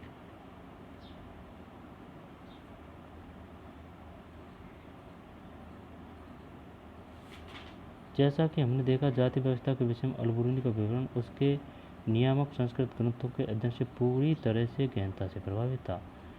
इसने सही रचना रची है, इस वजह से इसके बारे में ज़्यादा आ रहा है।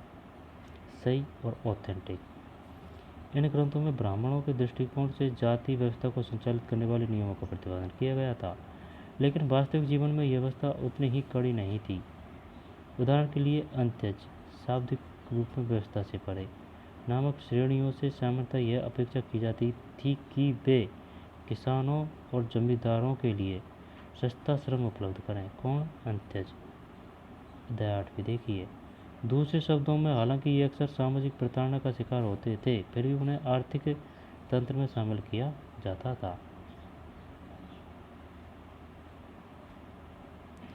एक कर्ण क्षेत्र से आए यात्री के लिए स्थानीय क्षेत्रीय भाषा का ज्ञान कितना आवश्यक है? बहुत आवश्यक है।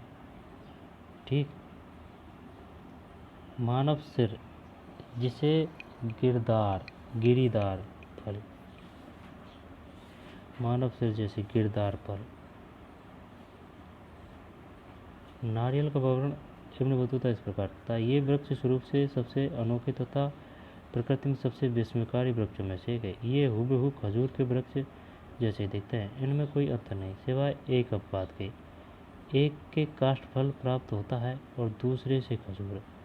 नारियल के वृक्ष का फल मानव सिर से मेल खाता है, क्योंकि इसमें भी मानो दो आंखें तथा एक मुख है, और अंदर का भाग हरा होने पर यह मस्तिष्क जैसा दिखता है और इससे जुड़ा रेशा बालों जैसा दिखाई देता है। ये इससे रस्सी बनाते हैं। लोहे की कीलों के प्रयोग के बजाय इनसे जहाज को सिलते हैं। वे इससे बर्तनों के लिए रस्सी भी बनाते हैं। किस तरह की तुलनाओं से इब्न बतूता अपने पाठकों को यह बताने की कोशिश कर रहे हैं कि नारियल देखने में कैसे होते हैं। नारियल कैसे होते हैं? अपने पाठकों को यह समझाने के लिए इब्न बतूता किस तरह तुलना प्रस्तुत करता है। क्या ये तुलना वाजिब है? वो किस तरह से ये दिखाता है कि नारियल असाधारण फल है। बतूता का वर्णन कितना सटीक है? Ibn Battuta.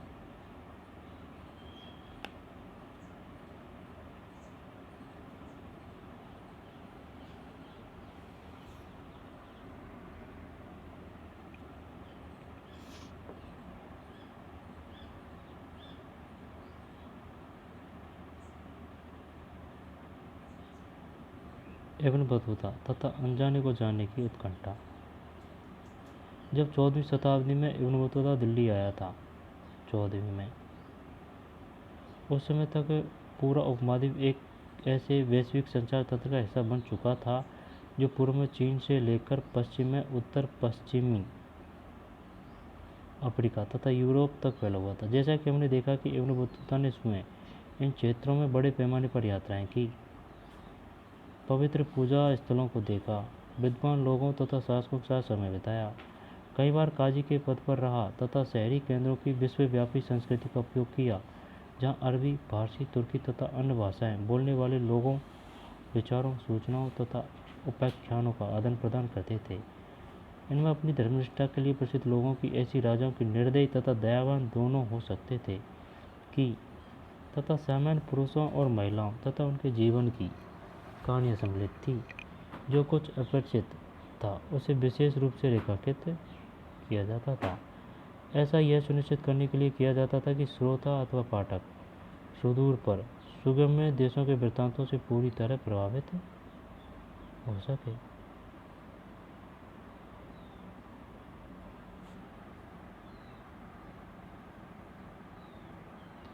नारियल तथा पान।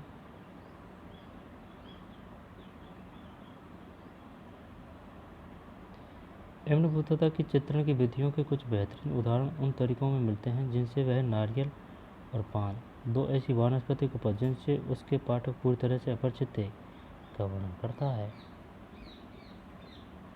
पान है। एवं पान का वर्णन पढ़िए। पान एक ऐसा वृक्ष है जिसे अंगूर लता की तरह ही उगाया जाता है। पान का कोई फल नहीं होता, उसे केवल इसकी पत्तियों के लिए ही उगाया जाता है। इसे प्रयोग करने की विधि यह है कि इसे खाने से पहले सुपारी ली जाती है। यह जायफल जैसी ही होती है, पर इसे तब तक तोड़ा जाता है जब तक इसके छोटे छोटे टुकड़े नहीं हो जाते और इन्हें मुंह में रखकर चबाया जाता है। इसके बाद पान की पत्तियों के साथ इन्हें चबाया जाता है। आपके विचार में एवं का ध्यान क्यों खींचा? क्या आप इन विवरण कुछ और जोड़ना चाहेंगे? क्या आप इस विवरण में कुछ और जोड़ना चाहोगे?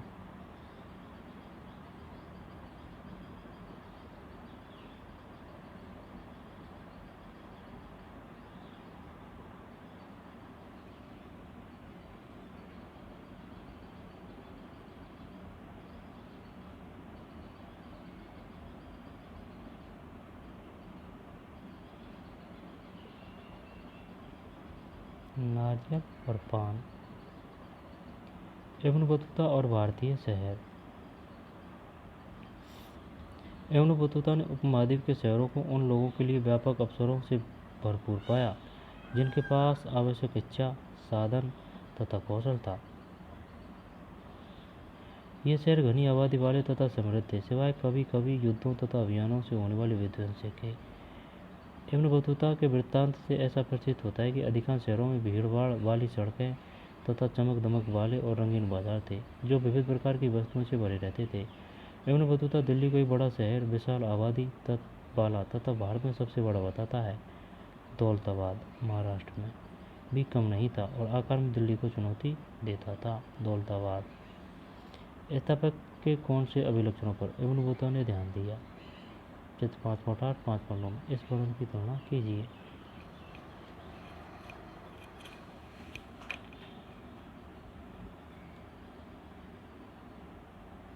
देहली।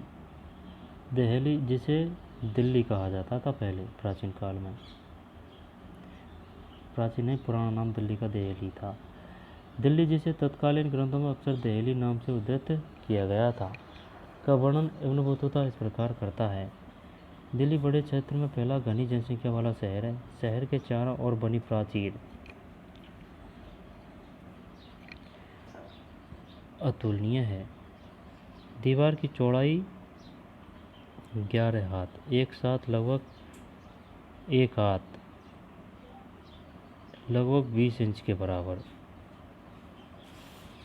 दीवार की चौड़ाई 1 हाथ यानी कि लगभग 20 इंच के बराबर है।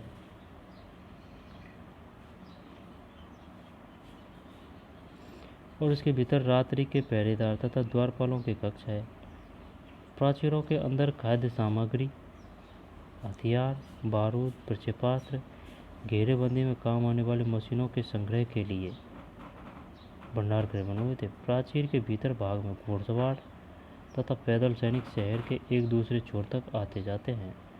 प्राचीर में खिड़कियां बनी है जो शहर की ओर खुलती है और इन्हीं खिड़कियों के माध्यम से प्रकाश अंदर आता है। प्राचीर का निचला भाग पत्थर से बना है जबकि ऊपरी भाग ईंटों से। इसमें एक दूसरे के पास बनी कई मीनारें हैं। इस शहर में 28 द्वार हैं जिन्हें दरवाज़ा कहा जाता है और इनमें से बंदायू दरवाज़ा सबसे विशाल है। कौन सा? बंदायू दरवाज़ा। और देहली में कितने दरवाजे थे? 28। मांडवी दरवाजे के भीतर एक अनाज मंडी है। गुल दरवाजे के बगल में एक फलों का बगीचा है। मांडवी दरवाजे के भीतर एक अनाज मंडी है। गुल दरवाजे की बगल में एक फलों का बगीचा है। इसे दिल्ली शहर में एक बेहतरीन कब्रगाह है जिसमें बनी कब्रों के ऊपर गुंबद बनाई गई है और जिन कब्रों पर गुंबद नहीं,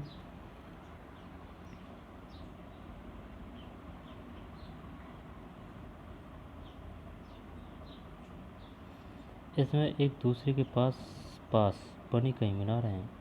इस शहर के 28 द्वार हैं जिन्हें दरवाज़ा कहा जाता है। इनमें से बंदायूं दरवाज़ा सबसे विशाल है। मांडवी दरवाजे के भीतर एक अनाज मंडी है। अनाज मंडी कहाँ है? मांडवी। और सबसे विशाल दरवाज़ा बंदायूं। गुल दरवाजे के बगल में एक फलों का बगीचा है। इसे दिल्ली शहर में एक बेहतरीन कब्रगाह है जिसमें बनी कब्रों के ऊपर गुंबद बनाई गई है और जिन कब्रों पर गुंबद नहीं है उनमें निश्चित रूप से मेहराब है। कब्रगाह में कंदाहार, चमेली तथा जंगली गुलाब जैसे फूल पाए जाते हैं और फूल सभी मौसमों में खिले रहते हैं। तुगलकाबाद दिल्ली का एक मेहराब।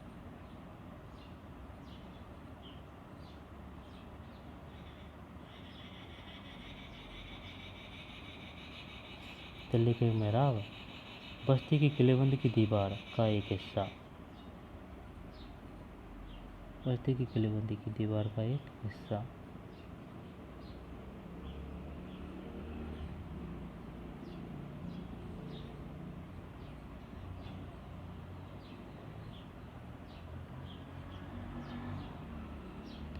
बाजार मात्र आर्थिक विनिमय के स्थान ही नहीं थे बल्कि ये सामाजिक तथा आर्थिक गतिविधियों के केंद्र भी थे।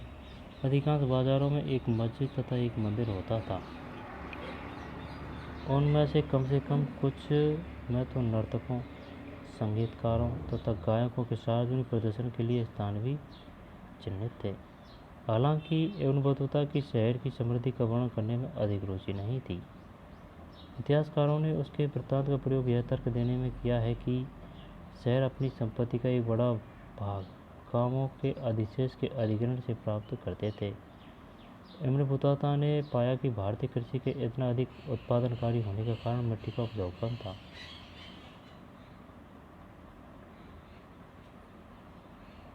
इतिहासकारों ने उसके वृत्तांत का प्रयोग यह तर्क देने में किया कि शहर अपनी संपत्ति का एक बड़ा भाग गांवों में अधिशेष के अधिग्रहण से प्राप्त करते थे। इब्न बतूता ने पाया कि भारतीय कृषि के इतना अधिक उत्पादनकारी होने का कारण मिट्टी का उपजाऊपन था, जो किसानों के लिए वर्ष में 2 फसलें उगाना संभव करता था। उसने यह भी ध्यान दिया कि उपमहाद्वीप व्यापार तथा वाणिज्य के अंतर एशियाई तंत्रों से भलीभांति जुड़ा हुआ था।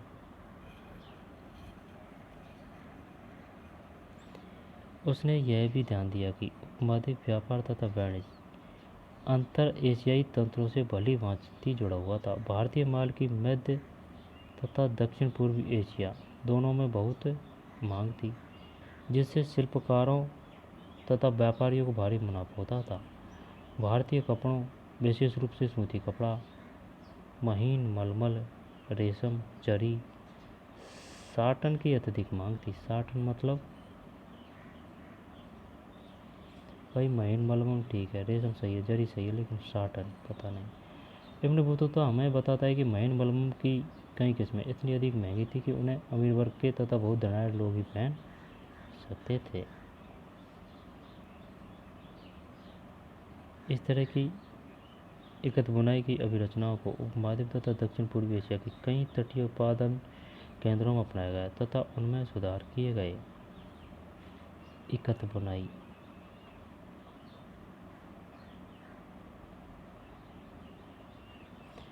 ठीक।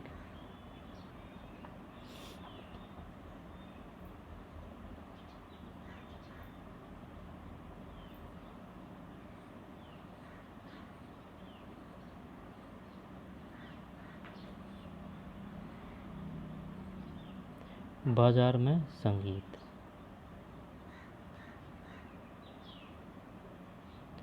बाजार में संगीत। यहाँ इब्न बतूता द्वारा दौलताबाद के विवरण से एक अंश दिया जा रहा है। दौलताबाद, महाराष्ट्र।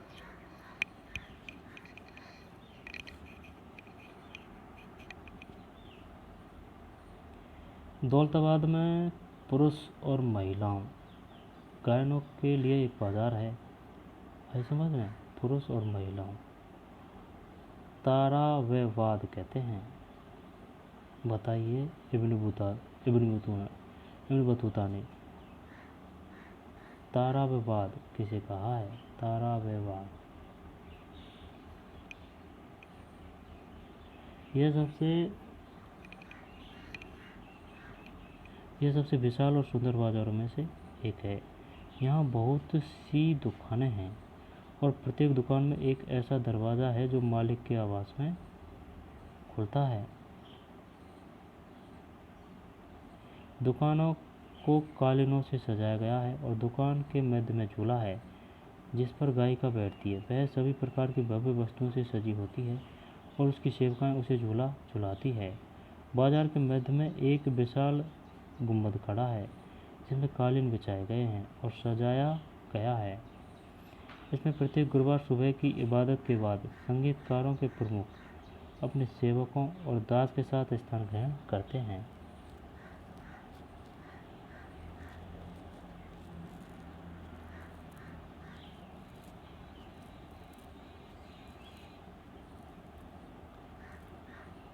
के प्रमुख अपने सेवकों और दासों के साथ स्थान ग्रहण करते हैं।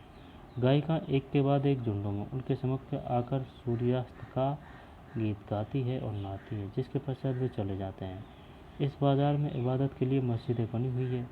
हिंदू शासकों में से एक जब भी बाजार से गुजरता था गुंबद में उतर कर आता था और गायिकाएं उसके समक्ष गान प्रस्तुत करती थी। यहाँ तक कि कई मुस्लिम शासक भी ऐसा ही करते थे। आपके विचार में इब्न बतूता ने अपने वितरण में इन गतिविधियों को रेखांकित क्यों किया? संचार की अनूठी प्रणाली।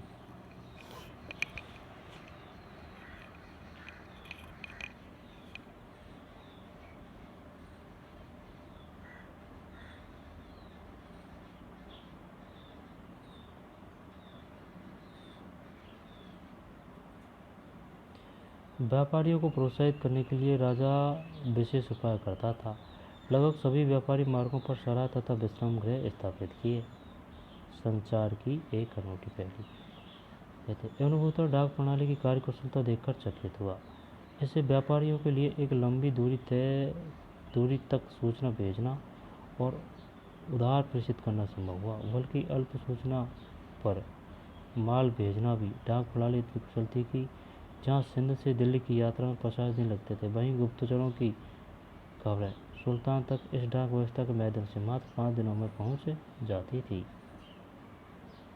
5 दिनों में सिंध से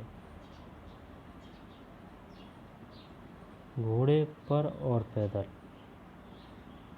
डाक व्यवस्था का वर्णन इब्न बतूता इस प्रकार करता है। भारत में 2 प्रकार की डाक व्यवस्था है।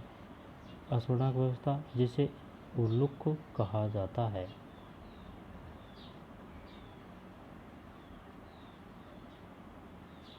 हर 4 मील की दूरी पर स्थापित राजकीय घोड़ों द्वारा संचालित होती है। हर 4 मील, ये 4 मील फिर ये 4 मील फिर इसे दावा कहा जाता है और यह 1 मील का 1/3 होता है। अब हर 3 मील पर घनी आबादी वाला एक गांव होता है। 1 मिनट। हर 4 मील की दूरी पर स्थापित राजकीय घोड़ों द्वारा संचालित होती है। पैदल डाक व्यवस्था के प्रति मील 3 अवस्थान होते हैं, यानी कि 1 मील प्रति मील 3, यानी 1 मील के अंदर 3 स्टॉपेज है। इसे दावा कहा जाता है और यह 1 मील का 1/3 होता है। अब हर 3 मील पर घनी आबादी वाला एक गांव होता है जिसके बाहर 3 मंडप होते हैं जिसमें लोग कार्य आरंभ के लिए तैयार बैठे रहते हैं। इनमें से प्रत्येक के पास 2 हाथ लंबी एक छड़ होती है जिसके ऊपर तांबे की घंटियां लगी होती है।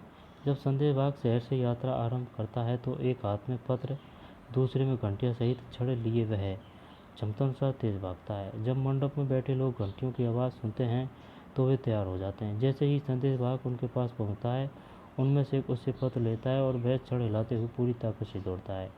जब तक वह अगले दावा तक नहीं पहुंच जाता, पत्र के अपने गंतव्य स्थान तक पहुंचने तक यही प्रक्रिया चलती रहती है। यह पैदल डाक व्यवस्था अश्व डाक व्यवस्था से अधिक तीव्र होती है और इसका प्रयोग अक्सर खुरासान के फलों के परिवहन के लिए होता है, जिन्हें भारत में बहुत पसंद किया जाता है। यहाँ आपको लगता है कि पैदल डाक व्यवस्था पूरे उपमहाद्वीप में संचालित की जाती होगी। एक विचित्र देश। 1440 के दशक में लिखा गया अब्दुल रज्जाक का यात्रा वृत्तांत संवेगों और अवबोधनों का एक रोचक मिश्रण है।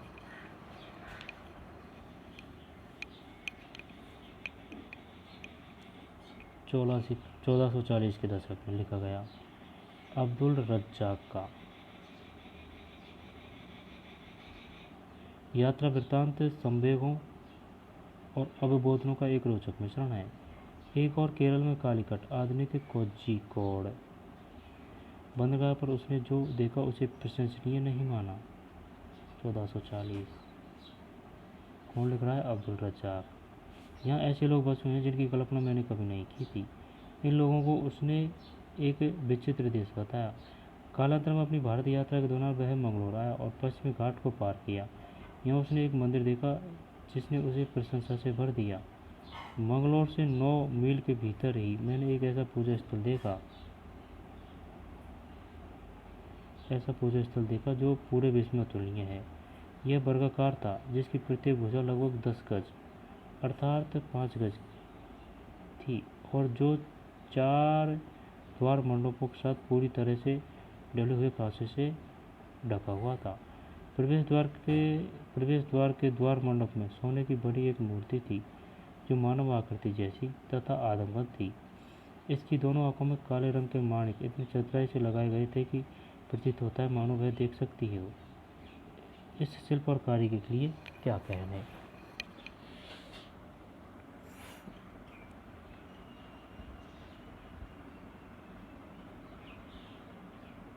1440 अब्दुल रज्जाक का यात्रा वृत्तांत। केरल कालीकट को पहले कहा जाता था कोझिकोड।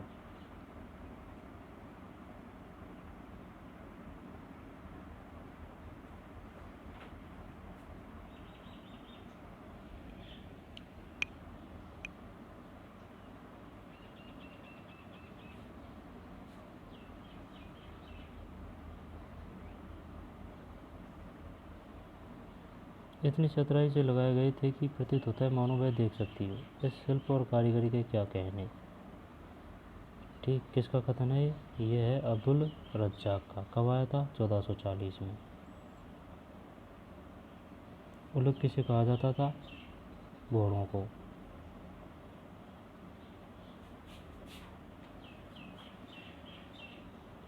बताइए, खुरासन के फलों के परिवहन के लिए किस डाक पद्धति का प्रयोग किया जाता था?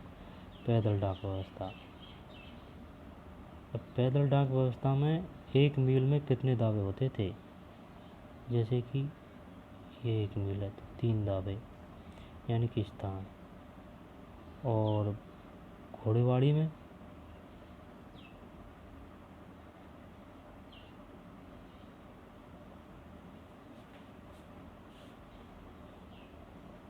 4 मील में 1।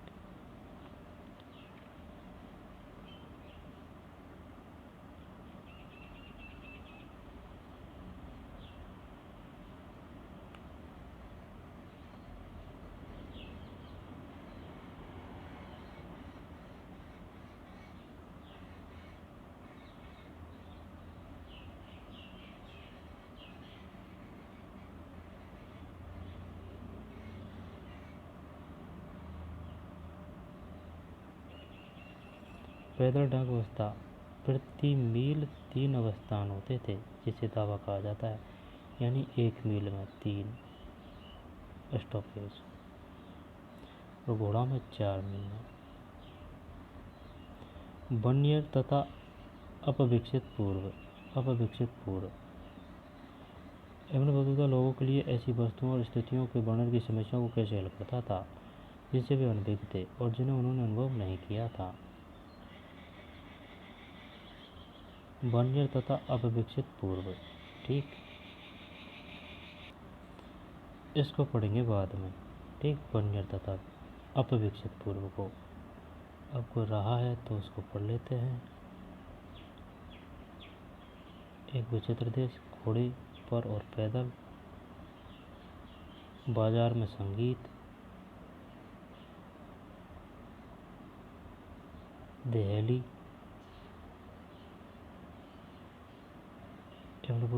पान, नारियल, वर्ण व्यवस्था,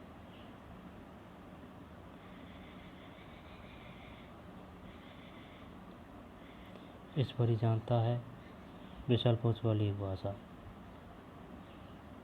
ठीक, तो मिलते हैं नई वीडियो में। धन्यवाद।